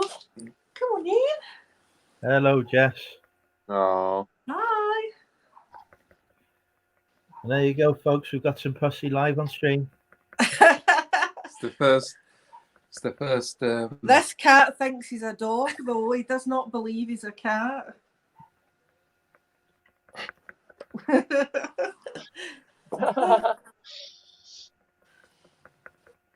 Oh, there's a dog barking. That's something. Yeah. So when the apocalypse ends, whatever barbers are left standing are going to have massive queues. Mm-hmm. Well, I go to a Turkish barber, and there's never anybody in there, so you can just go in there. I'm in and out within like 5 minutes. It's great. Fair enough. Tenner, out you Yeah. go. Yeah, fair enough. I have a hairdresser. She comes to me, and it does me and my parents. So it's like 50-50 whether she'll still be going, but Do you want? if not, you'll be seeing my hair all like that, all mad, trying to cut it off. I used to have a hairdresser that came to the house. Yeah. Do you know what I think is going to suffer the most? The cosmetic surgeons, you know. There's not going to be a huge demand for somebody to give boob enhancements in the next few months. No, I Fair can't enough. afford them anymore. We need to think about, we need to think about the people giving out the breast enhancements that are going to suffer now. How is the porn industry going to cope? Wow. I'm sure True. I'm sure your subscriptions, Andrew, will keep them in business. It's porn up subscriptions, yeah. There's going to be no new porn films coming out, you know. Yeah, we watch the old ones again and again and again. I've seen 90% of the world's pornography by now. So Fair enough. I've been single for a very long time with a few minor blips. You know, effectively most of my life with, a few minor blips. I've been single, so Well, I've seen all of the porn I'm interested in. There's nothing new coming out now. This is the end of all times. This is the fourth sign of the apocalypse, ladies and gentlemen. The pestilence, the collapse of the porn industry. I'll just watch Babe Station. You'll be all right. Donald Trump needs to announce some emergency measures now to save the American porn industry. Otherwise, I'm screwed. I mean, the British one. Oh, you heard it first. Haggis lover. And he has a massive right arm. Well, do you know, right? Since I started doing weights at the gym, I have discovered that my right arm is stronger than my left arm. Oh, dear. There's only one reason for that. I hold my cancer in my right arm. Notice me on that screen there, just holding him behind. Gym weights. Oh yeah, that's about a minute behind the one we watched. You'll have to do all your gym stuff at home, Andrew, because you can't go to a gym. You have to make a gym at your house. Here I am trying to get over, as we discussed, on my mental health, the obsessiveness and whatever. Right? And then the fucking world decides, you know what? We'll give you a helping hand. We'll throw an apocalypse at you. Yeah, no gym, no nothing anymore. I'm pretty sure that anti-anxiety medication is going to become in short supply very soon. So, fuck knows what we're going to do.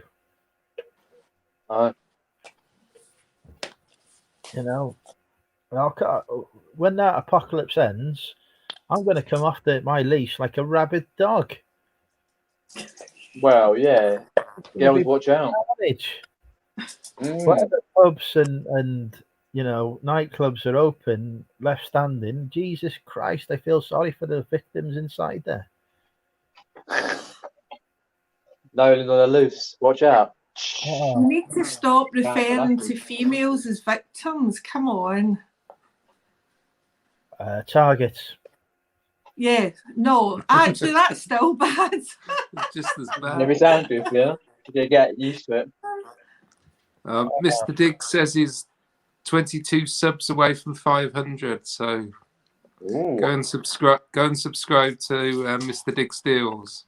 There you go. It's one of the first YouTubers I ever watched was Mr. Diggs. All right. Nice.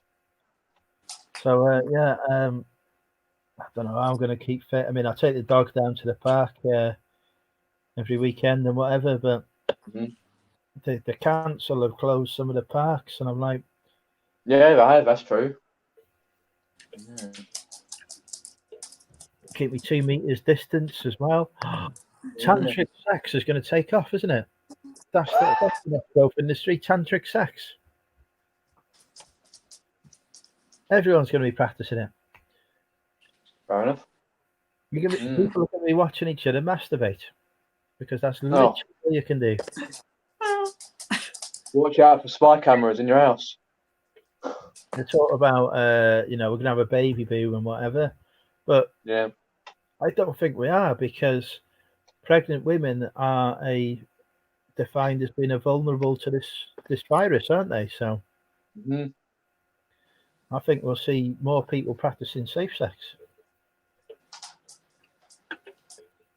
Or at least the morning after pill taking off. But, yeah. We should work out what societal impacts there are. So we've predicted the collapse of the porn industry. Yep. Porn stars are now going to be working in supermarkets. Even more of a reason to go to Aldi. Yeah. Yeah, here you go. Yeah. Tantric sex. No, with listen, why is there going to be a collapse in the porn industry? Because I can see the porn industry booming. I can see the internet porn industry booming with pre-existing content, but I can't see new content coming. Yeah. Well, you never know, but there's these couples at home might want to make their own porn and post it on. Maybe that's it. Maybe we'll see the amateur porn industry become Exactly. prevalent. Maybe there'll be stuff on the Tap Peddler channel. I don't think so. Tantric sex with Derek. Another new series there, yeah. No, I said that the porn industry is fine because of Andrew's subscriptions. Yeah. That will keep them going. There's going to be, definitely. I'm sure there'll be no new content coming out, much like in the TV industry. You know, the soaps are cutting down to once or twice a week and they're filming. I go for that.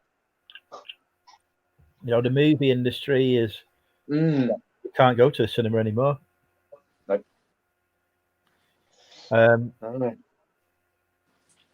All of this stuff that we rely on is gone. Hairdressers now, you know, you can't go to the hairdresser because your barber might infect you. Indeed, yep. Tantric sex is going to be in the increase, particularly in parks. Make sure we make some quality content on YouTube. Get out there. People be sat at home wondering what to watch on internet. Well, it'll be great. Well, they can always come to the Tap Peddler channel. Indeed, you can, yep. Imagine the whole Subscribe to Tap Peddler. Let's just get it in there now, you know. Subscribe to Tap Peddler. Imagine the whole videos we're going to see over the next few months. Here's what I picked up today to reset. Oh, hang on, it was nothing. Nothing, yeah. Here's what I found in my death pile. Yeah. Right. Actually, I thought about a good clickbait title. Guess what I found in my death pile? Fair enough. Quite good views. I might actually do that. Why not? Yeah. I've got no reselling. I'm losing subscribers. Last 20, you know, your last 28-day count. Because I haven't been able to do any reselling content, I've lost 7 subscribers in the last 28 days. Your last reselling video was about 4 weeks ago, Andrew. So what am I going to produce now for my next video? Here's what sold before the apocalypse started.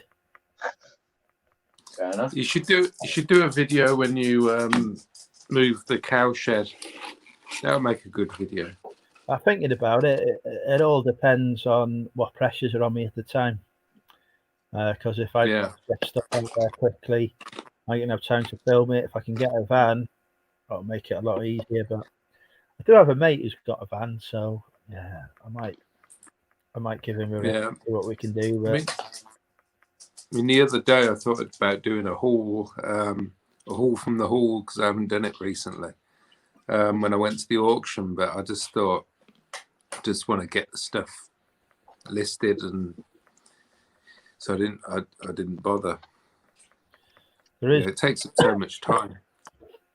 There isn't time to do pre-edited content and whatever. We've got to squeeze every penny we can out of every day. Correct. I will not be adding onions to be cooking with Andrew videos. The only good thing about this apocalypse is I noticed they're out of stock of onions in the supermarket as well. Thank God for that. Hopefully the supply chain will ruin the world supply. If this coronavirus mutates and targets onions, will be very happy. I disagree. My local Aldi had lots of onions. We're in that supermarket now. It's open. It's full of coronavirus. Onions spread coronavirus. True story. Onions are great. Disease. Especially in fajita mix. Yeah. That's really good. We make fajitas and we put onion in it. No.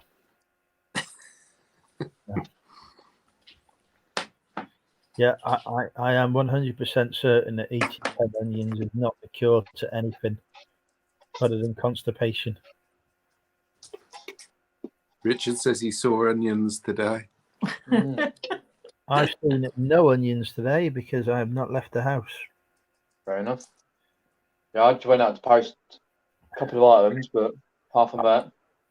I'll tell you what has surprised me is that British Gas managed to turn up and install a smart meter for me today while I was upstairs, unable to speak to them. I didn't think that would... Right, so this is the thing, right? British Gas couldn't install my smart meter 2 months ago when we were supposed to because it was raining. But during a world apocalypse, not a problem, we'll put that in for you now, sir. Is there okay, you're in self-isolation? Okay, well, you stay upstairs and we'll sort it all out. You just make sure the door's unlocked. You better not cough. What the actual fuck? You can install smart during the coronavirus epidemic, but you can't when there's a spot of bloody drizzle. No, you do not need to say. I'm not missing anything, Richard. Right, so what's your thoughts on food deliveries at the moment? Would you take a food delivery as in a Domino's pizza? Can't get one. No, I wouldn't, especially Just Eat, stuff like that. No, I wouldn't. Get any? They're all just in case. You can get it. No, they're all booked We up. can hear. Every time I go on the app, because I thought about ordering the KFC through Just Eat yesterday. Oh God, that's not. Yeah. Well, you can hear, but they're doing contactless. Mm-hmm. So they'll drop your delivery at your door and run. But it's contactless, but the people who are preparing the food aren't, are they? No, I went to McDonald's on the way here. Chicken that with bloody KFC without bloody touching the chicken, can you? I went to the drive-through at McDonald's. I went there earlier on in the week, and I just ordered a coffee. And they gave me the coffee cup in a bag. Jesus Christ! Jesus. So I got it in a bag. But today I had a Big Mac and fries and a coffee, and the coffee came as normal. They just handed it me with bare hands. Yeah. And the burger was in a bag, even though I didn't specify a bag.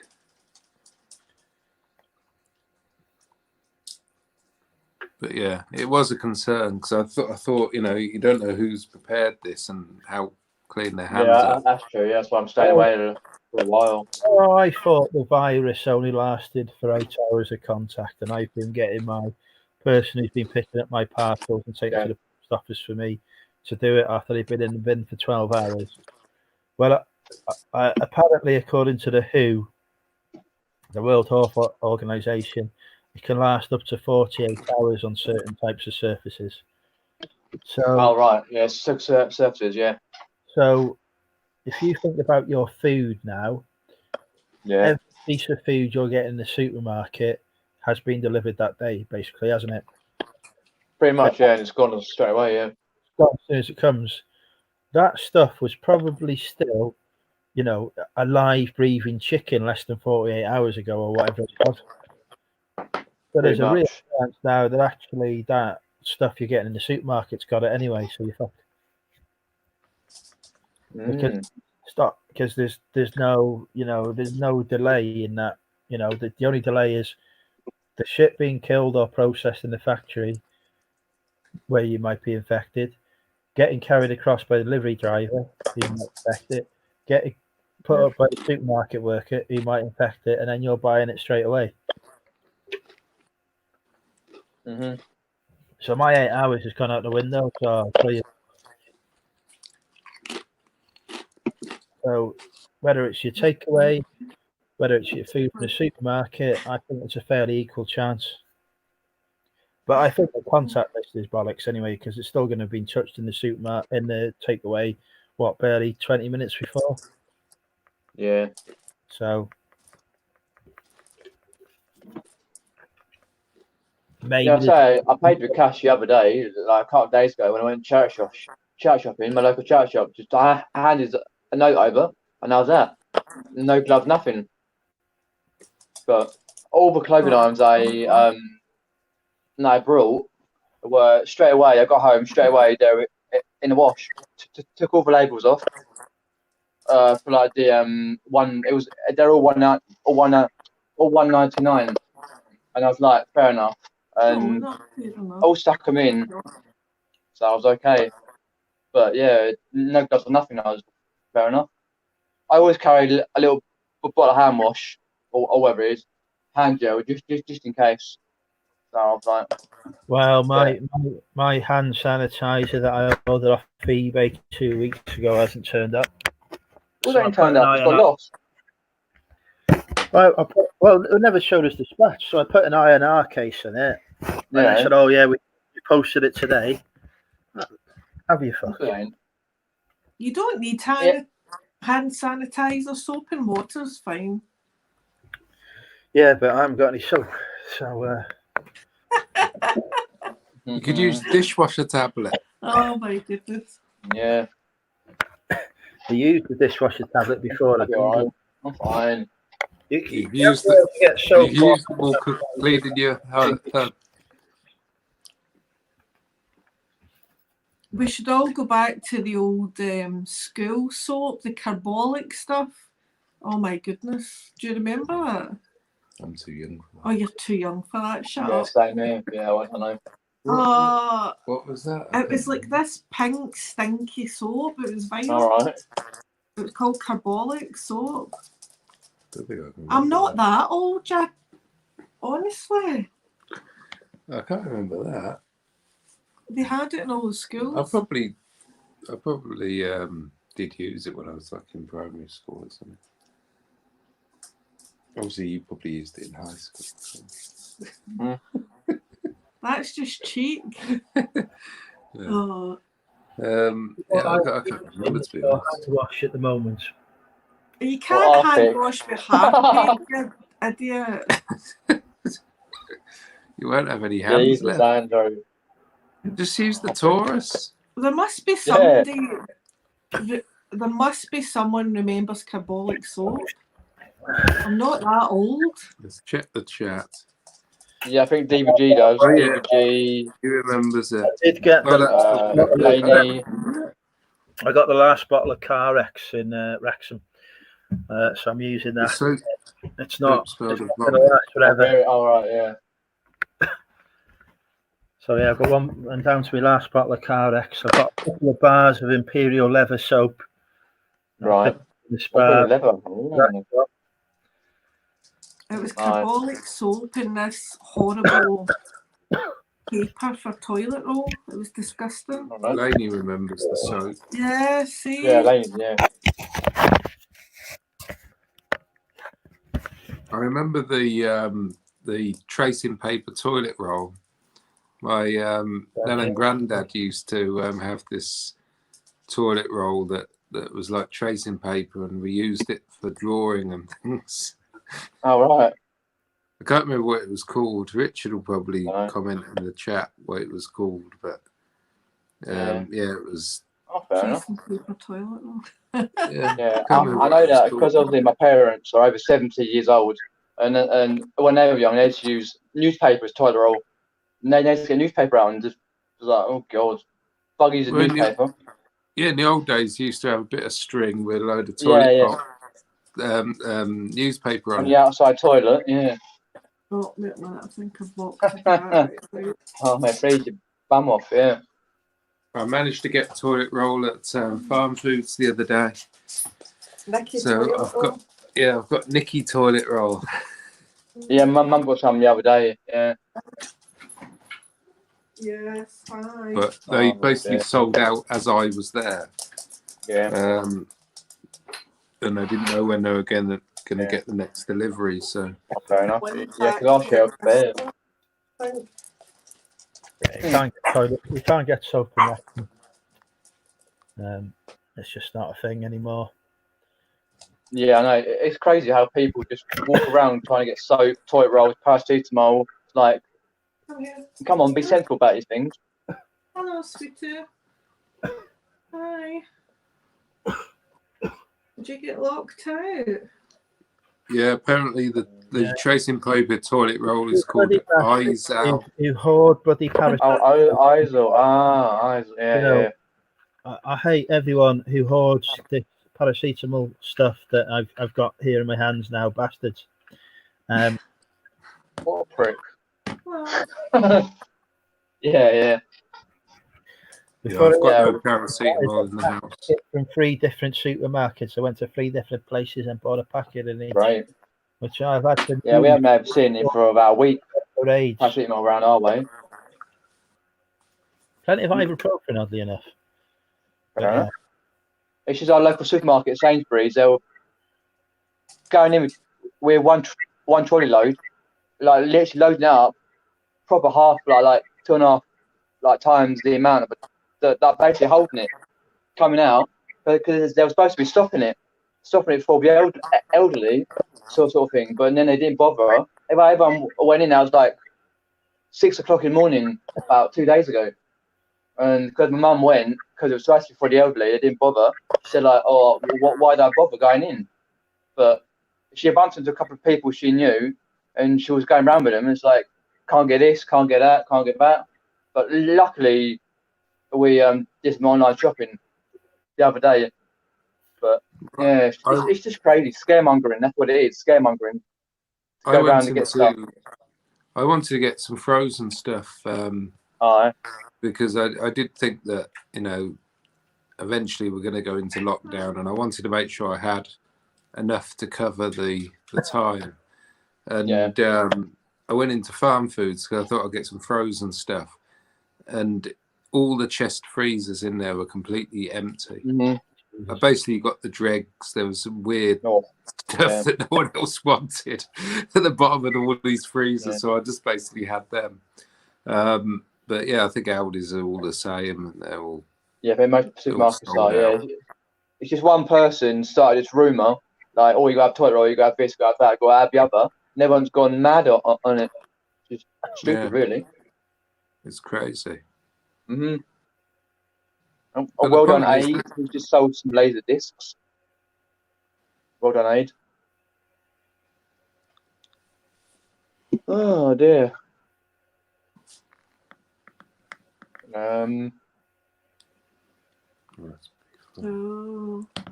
Just unplug that one, plug it on. Yeah, Richard Payne says Aldi was ravaged yesterday. Oh, fair enough, Richard. Looks like Richard went to Aldi yesterday.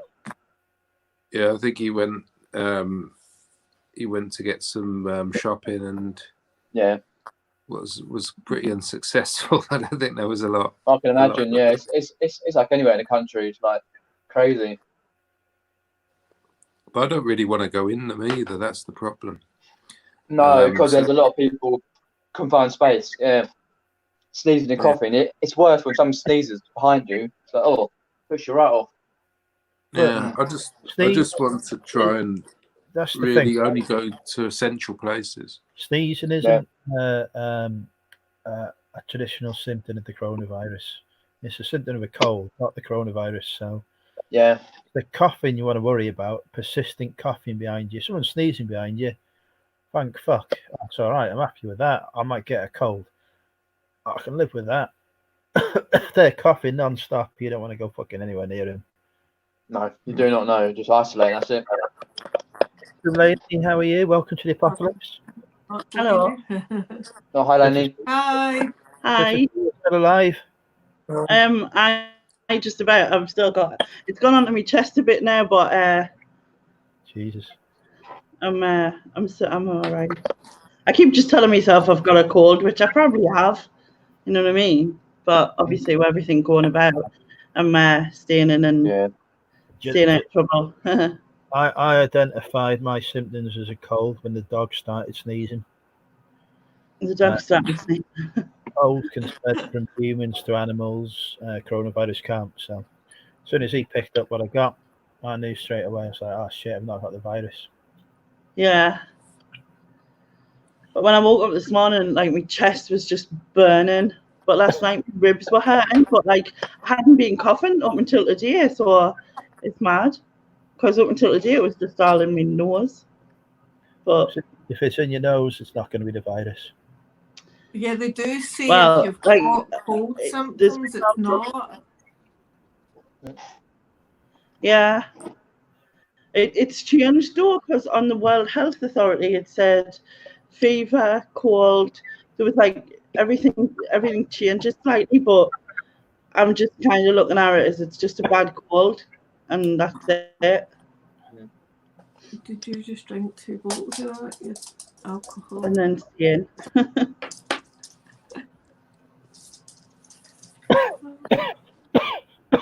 Oh no. That's asthma. It's not the virus. You got enough inhalers and stuff. I've had a delivery. Apparently, my friend has put an inhaler through my door today, so hopefully it should be all right. She's bloody doctors has pissed me off right. So a while ago they said, oh, they always used to take telephone prescriptions. So no, we're stopping it. During the course of this viral epidemic, you'd go back to telephone prescriptions. So I rang them up on Wednesday. I said, I need a new inhaler and I need antidepressants. I said, I can't come to see you because I'm self-isolating. So can we do a telephone prescription? Oh, no, we can't do that. And I was like, what the hell? I said, well, can I do it online? Oh, no, your inhaler's not on repeat anymore. I said, well, how the hell do I get? Given the fact that the government has told me I've got to stay in lockdown, how do I get my inhaler and my antidepressants from you? You'll have to send someone to come over. I said, no, we're all supposed to self-isolate. How is that complying with anything the government says?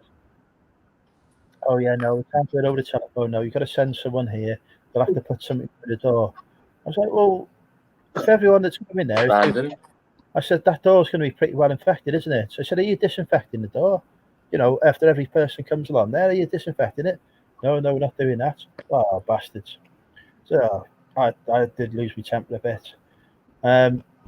So my friends had to go and drop off a prescription there and then go to the chemist to pick it up for me today, which I'm very grateful to. But, you know, they surely to God, they should be taking it over the telephone and freaking delivering that prescription to me. Yeah. In a fucking full hazmat suit. Yeah, that's what they're doing at my local, like taking telephone orders. But my mum waited because they're doing one person in at a time just to combat the virus, and then they're wiping down all the surfaces and stuff in the local chemist. I think my mum waited 45 minutes the other day for the prescription from her dad and herself. It's like, blimey. I know they're a bit slow, but That's harsh compared, but I can understand why letting one person in at a time just to try and combat the virus, but still, wow. Mental hospital. 5 minutes ago, I was just getting a text from my doctors to say if you have to go down, that you have to ring first. Yeah. Not that I have an appointment or anything, I don't. But yeah, indeed. Oh, bloody doctors is in the Stone Age. I even said to her, I said, look, I said, can you not just create an online prescription for me and I'll pick what I want, you know, for something. There must be a way around it. Somebody doesn't have to go to the GPs to do this when we're supposed to be isolated. And indeed, yep. None of it. I phoned her up today because my friend went to the chemist and my prescription wasn't there. So I phoned her up. I said, the prescription's not there. I said, are you doing telephone appointments by now? Yeah, no, it's not doing telephone. So, well, where's your prescription? Oh, we picked it up this afternoon. Oh, said I haven't got it, so we'll have to phone the chemist then. It's not our problem. And hung up on me. I thought, what? Me not having my medication is not my fucking doctor's problem, you dickheads. Yeah. Very disappointing. No, it's harsh, isn't it? The things. And then I phoned the chemist. I go, look, you're gonna have to go through whatever prescriptions you picked up this afternoon. It's like because they're not going another day without an inhaler. Unfortunately, they found it, and then we found out to go back there again. I've already been there once. To get your prescription for it. Mad. So yeah, the systems are not supporting the policy at the moment. No, they're definitely not. No. Medication, there's got to be a way of doing that to you safely that doesn't put anyone at risk. But speaking to another friend, she was saying that where she is in Mid Wales, they're running out of medication there already. She went to the chemist to pick up something. They had to offer an alternative. Didn't have any left. Weren't expecting any supplies in because everyone who's got asthma is doing as I am and ordering all their asthma medication. So, what's he called, Joanne or she? This is Willow. Willow. Oh. Willow's actually 2.5 years old. She just has. She's like a baby. I know, she's just not growing. We've got a lurcher. She's probably his head's probably the same size as her. I know, she's just she's tiny, but she's mighty, I tell you. She's got some mouth on her. I bet. She's the boss of the house. There's 2 dogs and 3 cats. And she rules the roost. I'm going to have to go to bed in a minute, folks. I have reached the limit of my endurance. Oh, mate, that's fine, mate.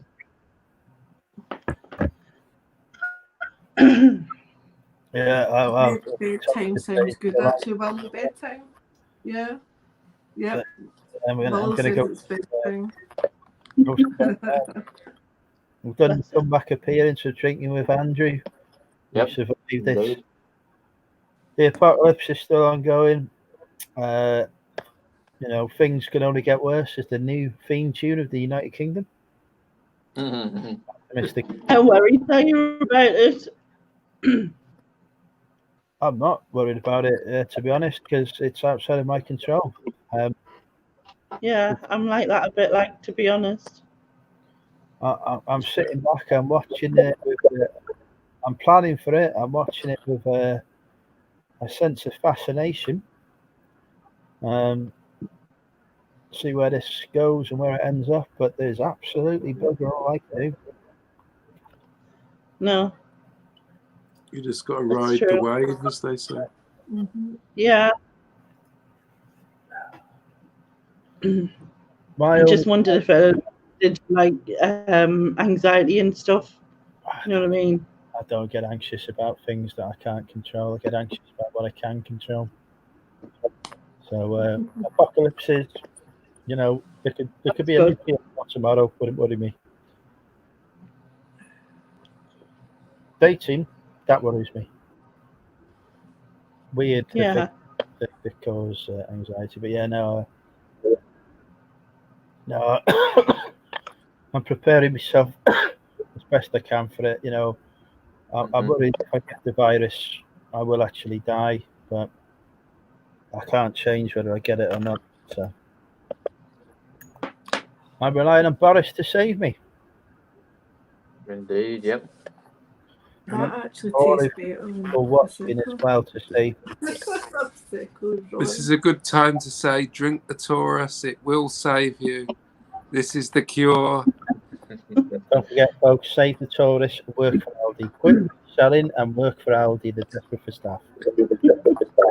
Yeah, but that from Aldi was actually pretty awful. Yeah, don't buy that. Don't buy that. Don't buy that. Buy the Taurus Stay away instead. from the damn. Right, folks. Good night, everyone. Thank you all for watching. Yeah, good night. Take care, guys. Stay safe. Wash your hands. All Good that. night, Willow. Bye, everyone. Subscribe to Tap Peddler. Follow Good the night. government. All right. Government Good advice. night. Take care.